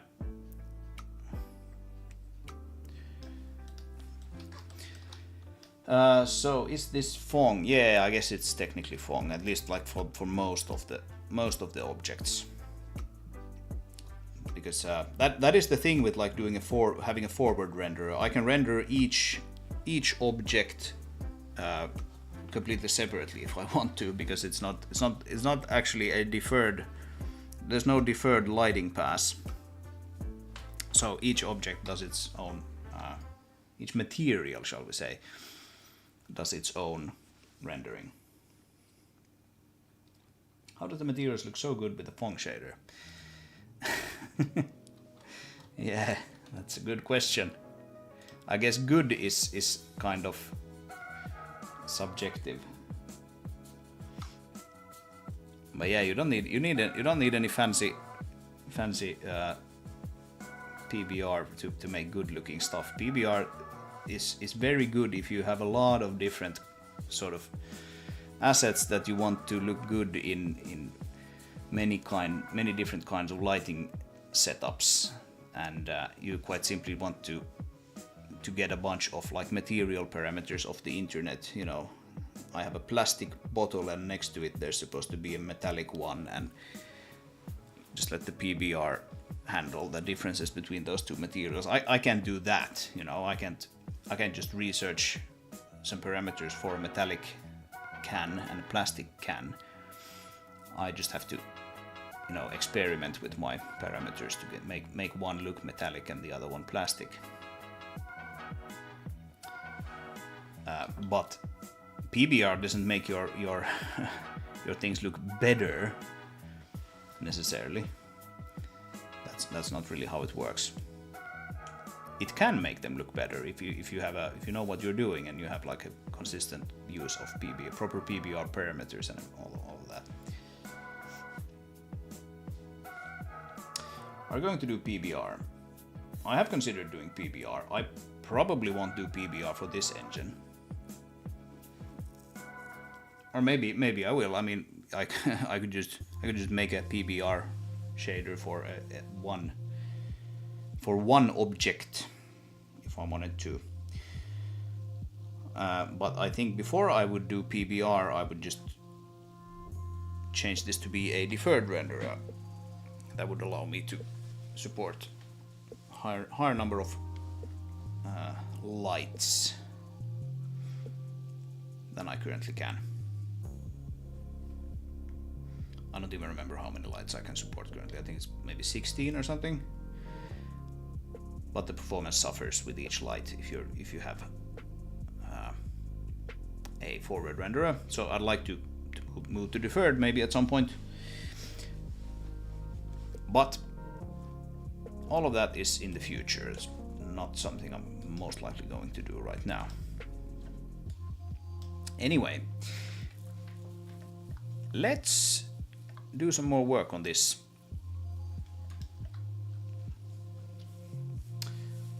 Hello, Nirava. Nice to have you with us. Right, there's some commented out stuff here that I can just remove. Actually, I can probably could remove all of those because they're just calling down to the base one, right? Not really doing anything custom here.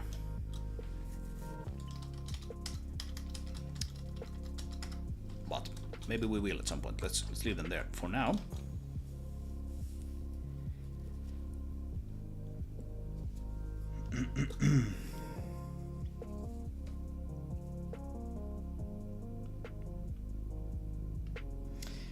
My shader is wrong. I will move to PBR because everything looks terrible in my game. Yeah. Yep, give it a try. See what happens.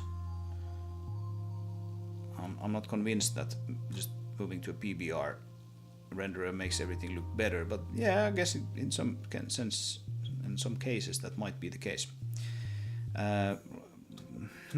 What is going on here? Log window. Yeah, that's not really how we do logs anymore. So this is copy pasted from the asset browser. Instead we do log editor log dot write log, right? Like so.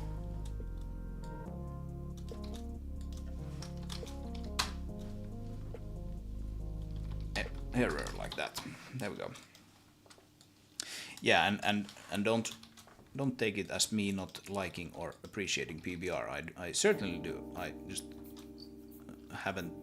I've had this renderer for such a long time, and there's so much work put into this that I'm not going to change right now. It would certainly be nice to have a PBR renderer. So by all means, give that a go and see if that gives you better results. Today we are working on the particle editor. So I have a particle editor which looks like this, which looks basically like all of my node-based things. You set up a particle effect like this with a node-based, well, a node graph basically. And what I am trying to do now, what I'm trying to move over from this other tool, this asset browser tool here, is to have an asset preview, which would work kind of similar to how it does here in the asset preview. So if we do something like fire and look at a particle system here, you can get a preview for it here. This is using the old particle system, the old particle engine, which was much less limited. And so basically I'm copy pasting this asset preview window over from that tool and putting it into this new tool here.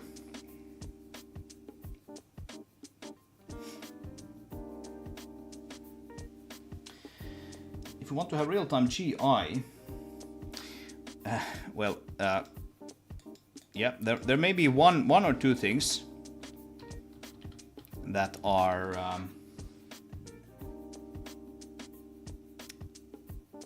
trickier to do with a deferred renderer, but I can assure you that real-time GI is very much doable. I mean, basically every single modern renderer is deferred, right? I think IDTech is actually forward or forward plus, but almost all the other really big and widely used ones are deferred these days, and similarly almost all of them have real-time GI, so that's not a problem. Deferred has quite famously it makes certain things related to transparencies more tricky than a forward one. Because like with a forward one, you render like you have a rock, and then that rock has some color, and then you have like a piece of like tinted glass or something, and you want to see that rock behind the glass, right? Then with forward it's very easy because you render the rock first, and that has some color, and then you render the tinted glass, and if you have blending set up, then it will blend to the correct color. But if you're doing forward, then you're rendering both the rock and the glass to the G buffer, and then only after that do you do the coloring of both of them. And so you can't use the blending in that sense. You can do like blending manually in your shader if you want to, or handle it some other way. But what a lot of engines do now is that they have like a forward pass, which is used only for the transparencies.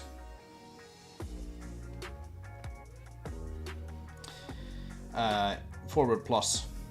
Oh, Unity is the forward plus. Okay, well that's, yeah, absolutely. I think that is how a lot of things actually work these days. But yeah, I definitely think like at least for the opaque geometry, there is value in going deferred.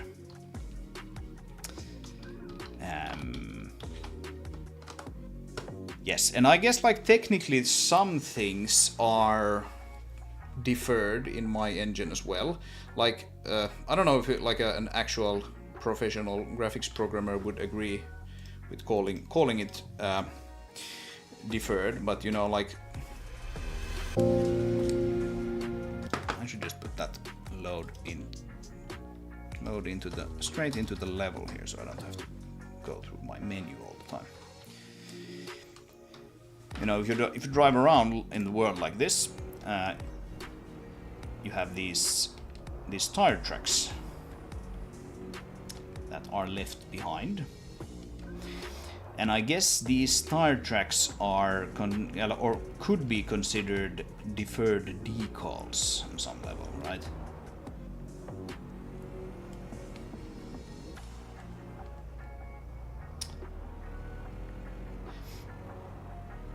Because basically we are rendering them, and we are rendering them to a texture, and then we're using that texture later on to actually color the terrain. So some of these things are sort of like technically on some level deferred.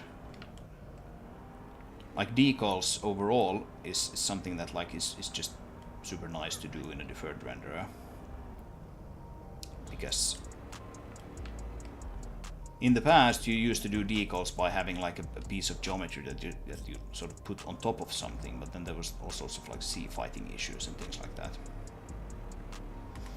And with a deferred one, that's not really a problem, because if you know where your decals are going to go, you can just mix them into the lighting of your surface.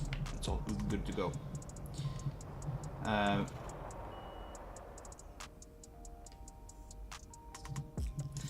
I'm curious, you think it would improve the graphics, or are you talking about performance only? Well, I'm talking about all kinds of things. If you're asking why I feel like there is value in deferred, sure, there is value in performance, absolutely. But also just like certain things are quite simply easier because forward doesn't support certain things, such as decals, for example.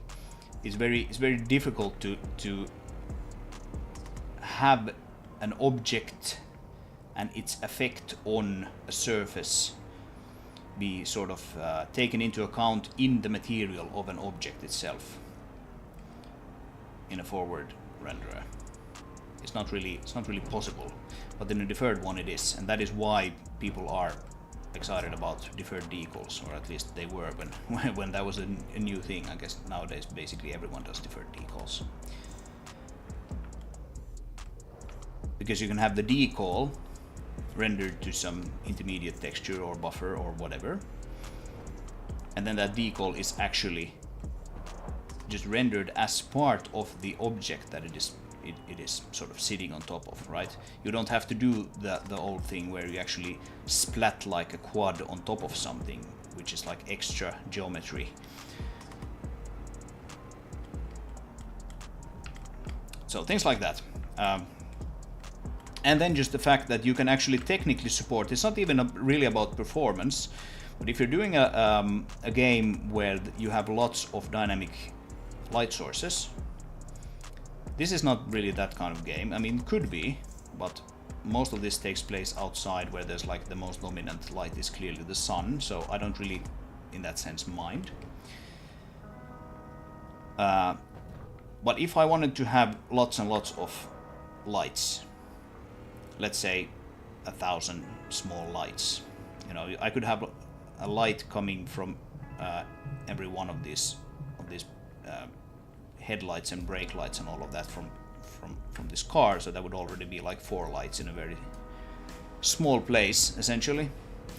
And if you want to have like 1,000 lights, that's well, yes, that's going to be very slow on a forward renderer, but that is actually kind of tricky to even pull off in some way in a forward renderer. It's not necessarily even something you can really realistically do, unless you do like a whole bunch of management on the CPU to limit it to just like I don't know, 32 lights that you send to the GPU or anything like that.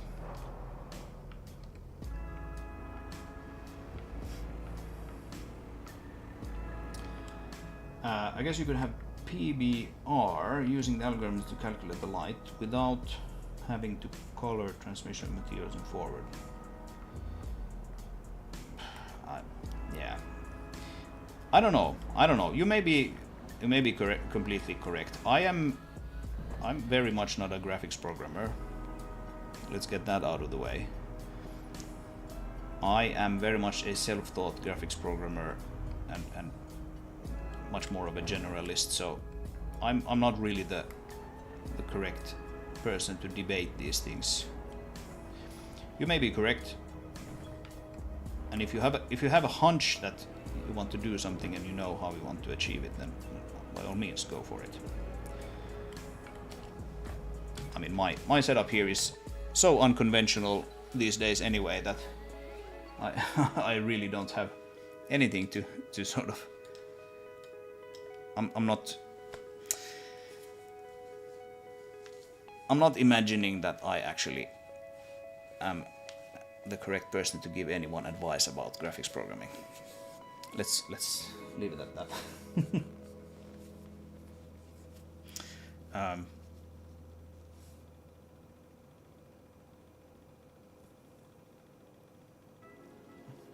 Could you advise me on how I can go about building a collision detection engine?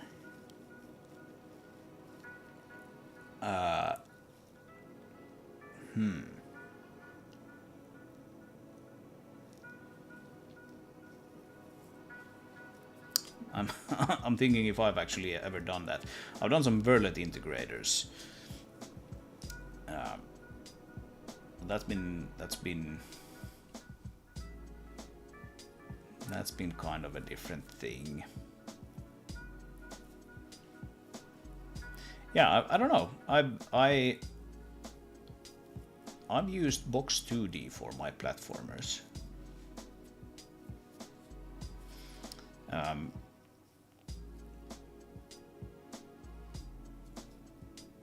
And to be honest, that is probably what I would do if I were to make a platformer today. That's not necessarily that's not the way you get like the tightest, necessarily the nicest feeling sort of movement, or the tightest jump mechanics or anything like that. You know, if you're aiming to build like the next Celeste or Super Meat Boy or something. Not sure if like Box 2D is the way to go, but to be honest, I think that is what I would do, because I would probably want to have like 2D rigid body dynamics, and then Box 2D is a way to get that, right? So yeah, I'm not sure actually. I haven't done any 2D games in a big long while. Contrary is true, your graphics are way fancier than mine. That is why I'm asking. Well, thank you, first of all. That's very kind of you to say. Keep in mind, though, that like fancy graphics isn't all about graphics tech. Like evidently, like my graphics tech is really not super fancy in any sense.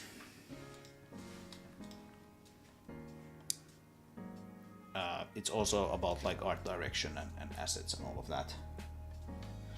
And if we start to, you know, scale down the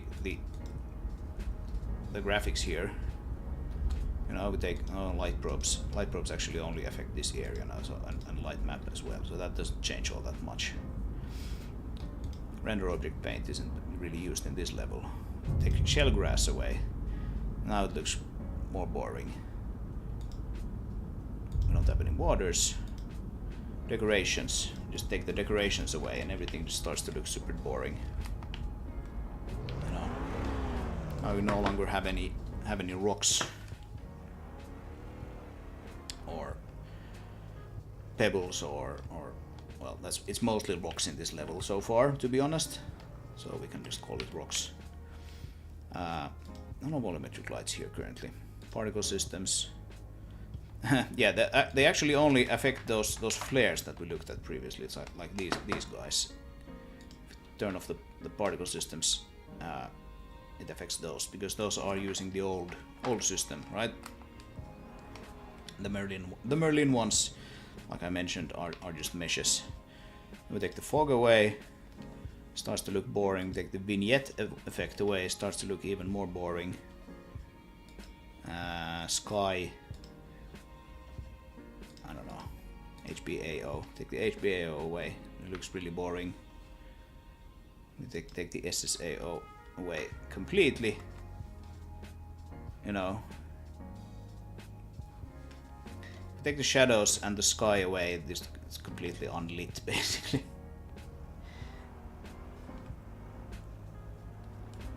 If you turn off all the fancy stuff like the light maps, the occlusion maps, pre-baked light, the graphics would look pretty basic Phong. This is basically your basic Phong, right?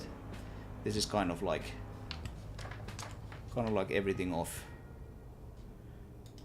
Can turn the terrain off. Then it's kind of difficult to see what you're doing. But yeah, this is now, you know, this is what it looks like. I'm not sure how well this comes through on YouTube.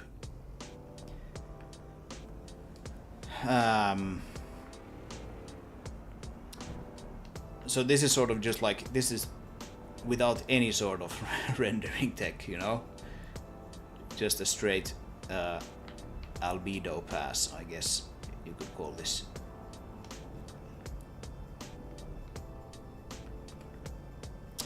I think the fog and the overall low color saturation does a lot. Yeah, it does. And the SSAO does a lot, especially on the on the untextured stuff. You know, this thing here.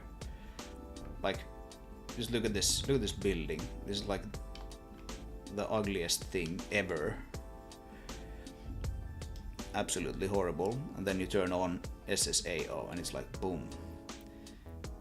It's a little too maybe heavy on some of these areas, but like without it, it just like looks like a, I don't know, completely unlit. And then of course with the shadows it works even better. But yeah, yeah, the fog does a lot, and the fog is also super simple.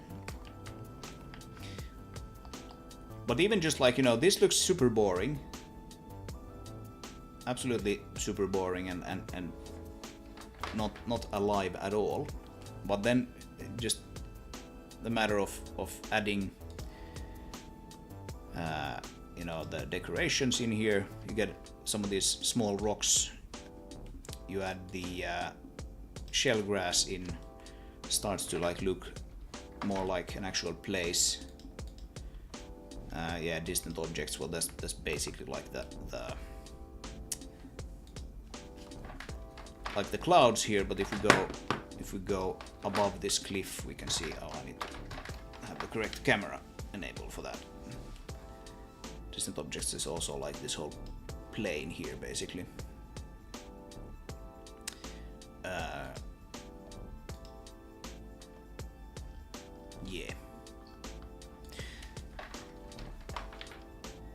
I mean, I'm glad people seem to like this art style. It is kind of low tech, you know. There's not like a whole lot of fancy tech going on here. It's just like one or two things that I would like to have still in this from a technical perspective, and then I think we have sort of like the art style for this game sort of done. I do want to have sunlight rays, even just like a screen space thing might be kind of cool, but I'm thinking I will probably have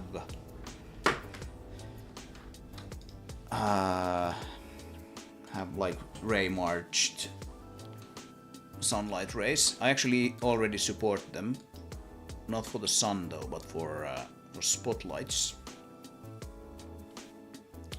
It's kind of buggy and crappy. I need to fix that up.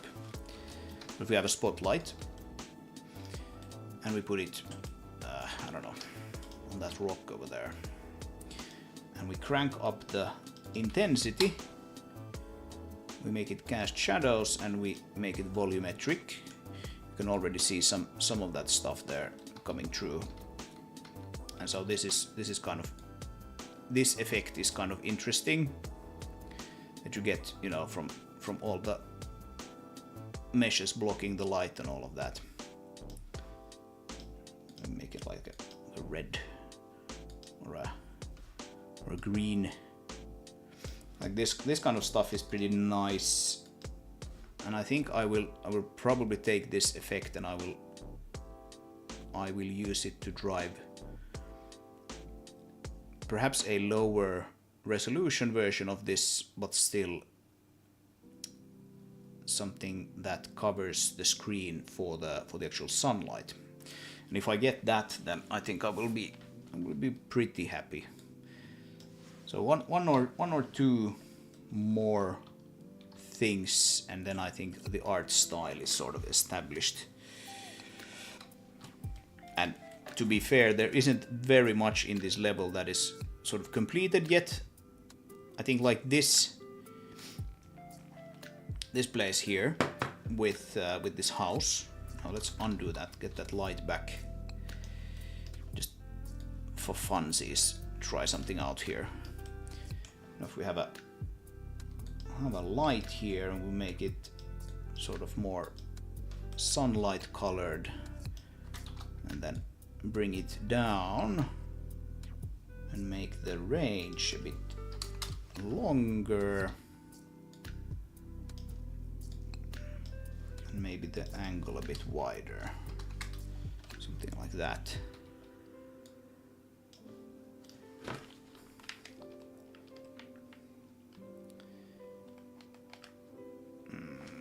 See it for some reason. Yeah, this thing is a little buggy. I need to fix this. I need to fix it.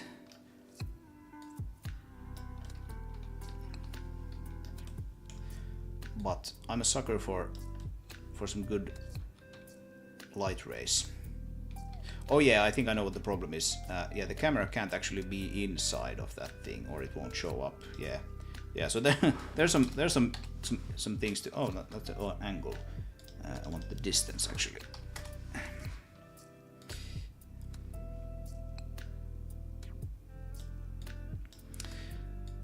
So yeah, there's some crap here to tidy up and fix so that it will do its thing properly.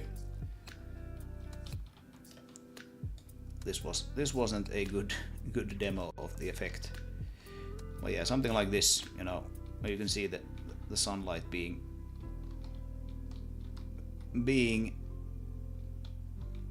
taken into,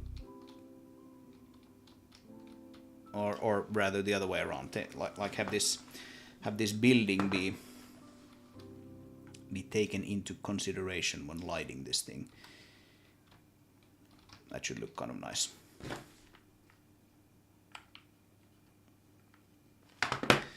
It's a little too cramped in here to demonstrate my idea now. Here we have somewhat nice looking sunlight beams.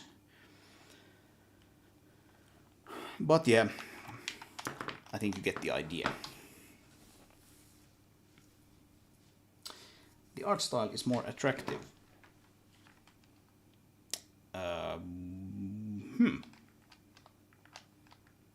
More attractive than what? If you're saying my art style is attractive, then thank you, thank you. Is the UI rendered with vector graphics? The RPM gauge? Yes. Yes, it is vector graphics. Indeed. It is, basically it's SVG graphics. I guess I can show that as well.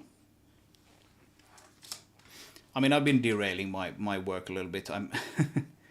It's getting somewhat late here. I might end this soonish, this stream. I need to continue with that preview work, probably offline. But yeah, if we go to, let's just have a look here, and if I can find my HUD stuff, means data work folder, it's probably game, and then it's probably UI, and it's probably HUD. Actually, it's probably here and here. Here we go. Sure. Right, so this thing.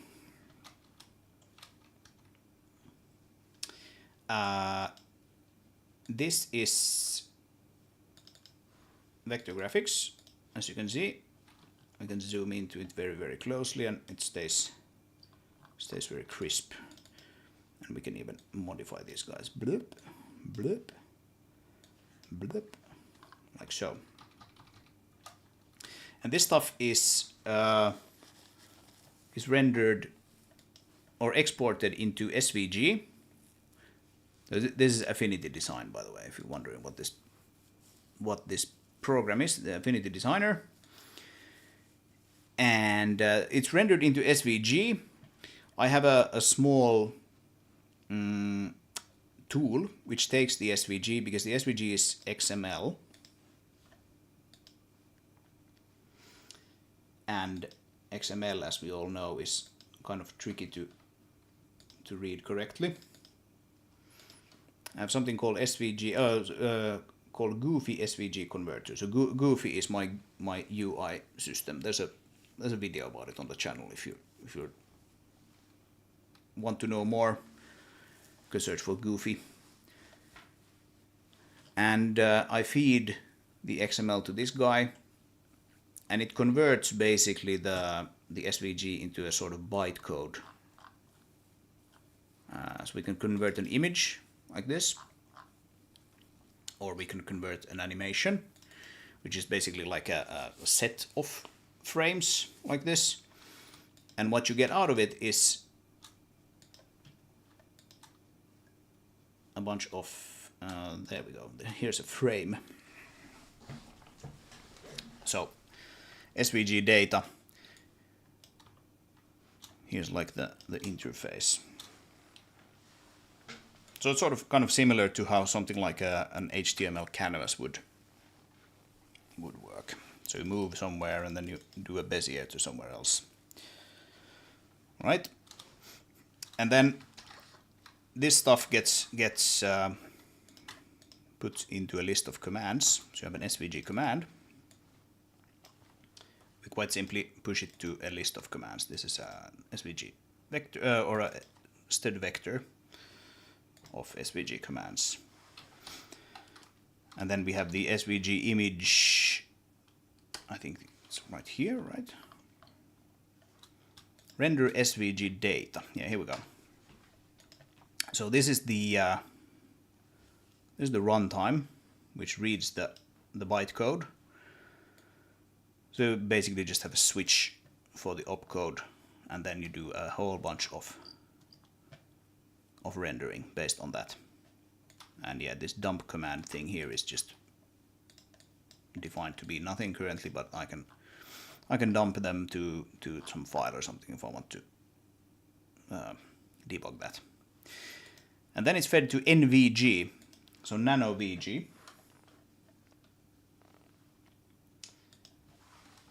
Nano VG. This is a very, very cool little library, which does like anti-aliased vector rendering. And yeah, fair warning, this project isn't actively maintained. There's some issues that might come up, but basically this does a lot of the heavy lifting for you when you want to actually render things out to the screen. And so that's how it works. And thanks to that, I can just scale the UI very nicely, and it just stays pixel perfect, basically. I need to learn Affinity Designer. I was trying to use Inkscape, but found it so hard to use. Yes, I have done the same. Inkscape, I still use Inkscape for like 1 or 2 things, because it just happens to have some features that I really like. But yes, I definitely recommend Affinity Designer. It is very nice, and it is. I mean, I do all kinds of things with it. I do like my YouTube thumbnails and all kinds of other things. Oh yeah, and then I do, if you just want my full pipeline. Not now. There's a tool called Moho, which I use to do animations. So I can render not just the SVG data, but I can also render animated SVG data. So if we open, I don't have any recent ones here. Well, what?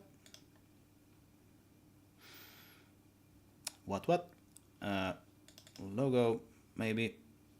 Traction point, nope. Trying to remember where that was. Madrigal, maybe. Animated logo. Well, here's one at least. Here's the Madrigal logo animated. And I can render that as well as runtime, which is kind of nice. So this thing, and this guy eats basically what I output from Affinity Designer. Bloop. So you get this sort of pretty nice logo that you can then render, and it's still all vector data. And this guy outputs either just like, well, it can render to video, but you can just output the animated SVG files actually with this, and then I feed them to that same converter that I showed earlier, and it's all very nice and good.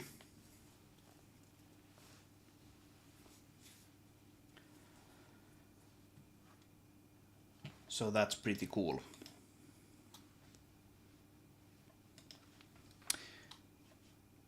And in fact, now that you mentioned it, I can show you the. Ironically, now we actually want to go back to. I'm not going to show you the whole thing, but I can show you the intro here. Let's put the volume down a little bit. So this is all like SVG animated stuff now, and this is very much like a work in progress,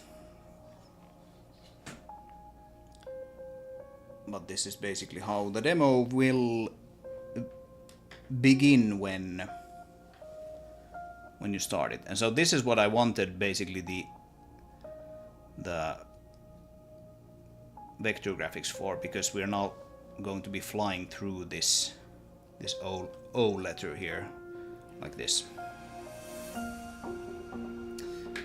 And so I can do all of that with just the one and the same sort of logo file, which is is very nice, and it never sort of pixelates or anything.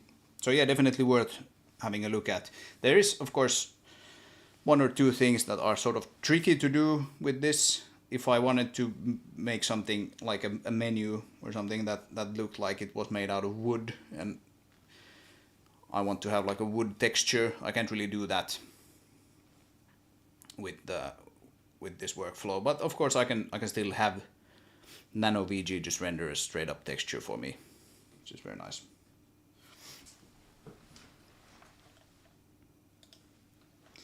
But yeah, that's the idea. So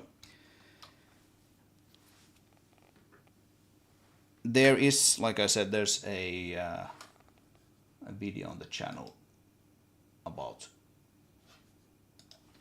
the UI system, which I can maybe find for you and post in the chat.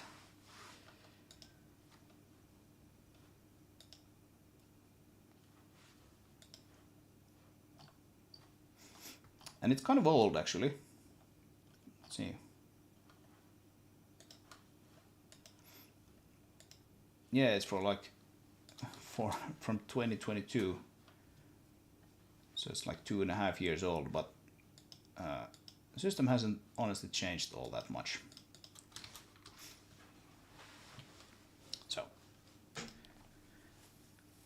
I think most of that stuff is still relevant.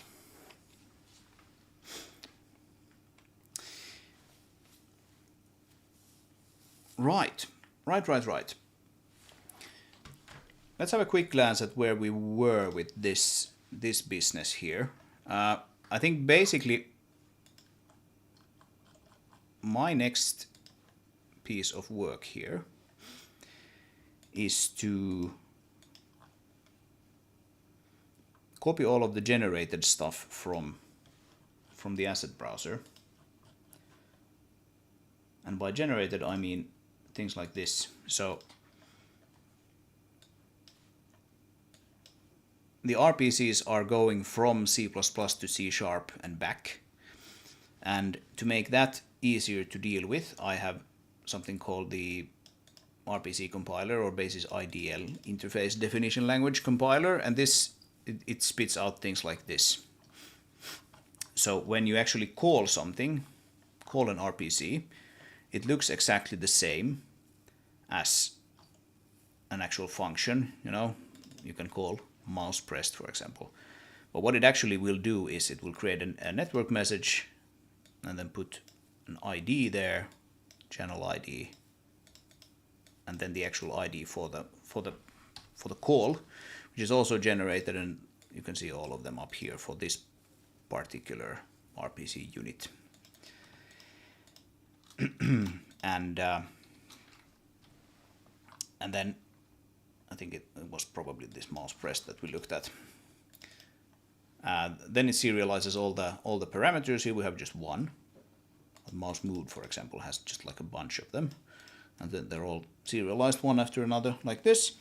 And then finally we send the network message. So this is what that network host business was about.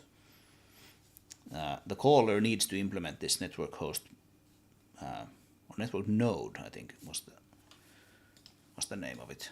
Yeah, network node, this guy. If the caller implements that, you can then just call these things, and they will get magically called on the C++ side. You can even have return values, but that's asynchronous, so it's a little more complicated than actually returning it from the function. And I think I will basically use the same generated code for the Merlin editor as I do for the asset browser. That way we should be able to use exactly the same. You can sort of link files between projects in Visual Studio, so maybe this is a good place to actually do that. Link these two guys from the asset browser and just use them as is in the Merlin editor. And once I have that done, I should be able to get that window to show up. the Merlin editor. And when that's done, I can basically connect into the engine and have it show up basically an empty preview. So something like this. And even have all of this mouse movement and zooming and everything working because it's handled already by the asset preview window. So then the next thing after that would be to actually make it so that this preview, the C++ side, can show the Merlin effect. And there's going to be a little bit of work involved in making that happen, but I think that should be a pretty good sort of topic for the next stream, maybe. If I get this window and all of this stuff that turned out to be kind of boring done off stream, and then maybe I can stream like this the fun stuff when we actually get the particles to show up in Merlin, and then it should be much nicer to like design things in here when you have them show up. So yeah, maybe that's the topic for the next stream. I think I will end this here. I've been going for 3.5 hours. So I think that's enough for a Friday stream. Thanks to everyone who came to hang out today. Good discussion as always. And if you have any additional questions, then just write them in the comments or come hang out in the next stream. Anyway, I hope you have a good night. I hope you have a good weekend. Like, subscribe, do all the YouTube jazz. And I'll see you later.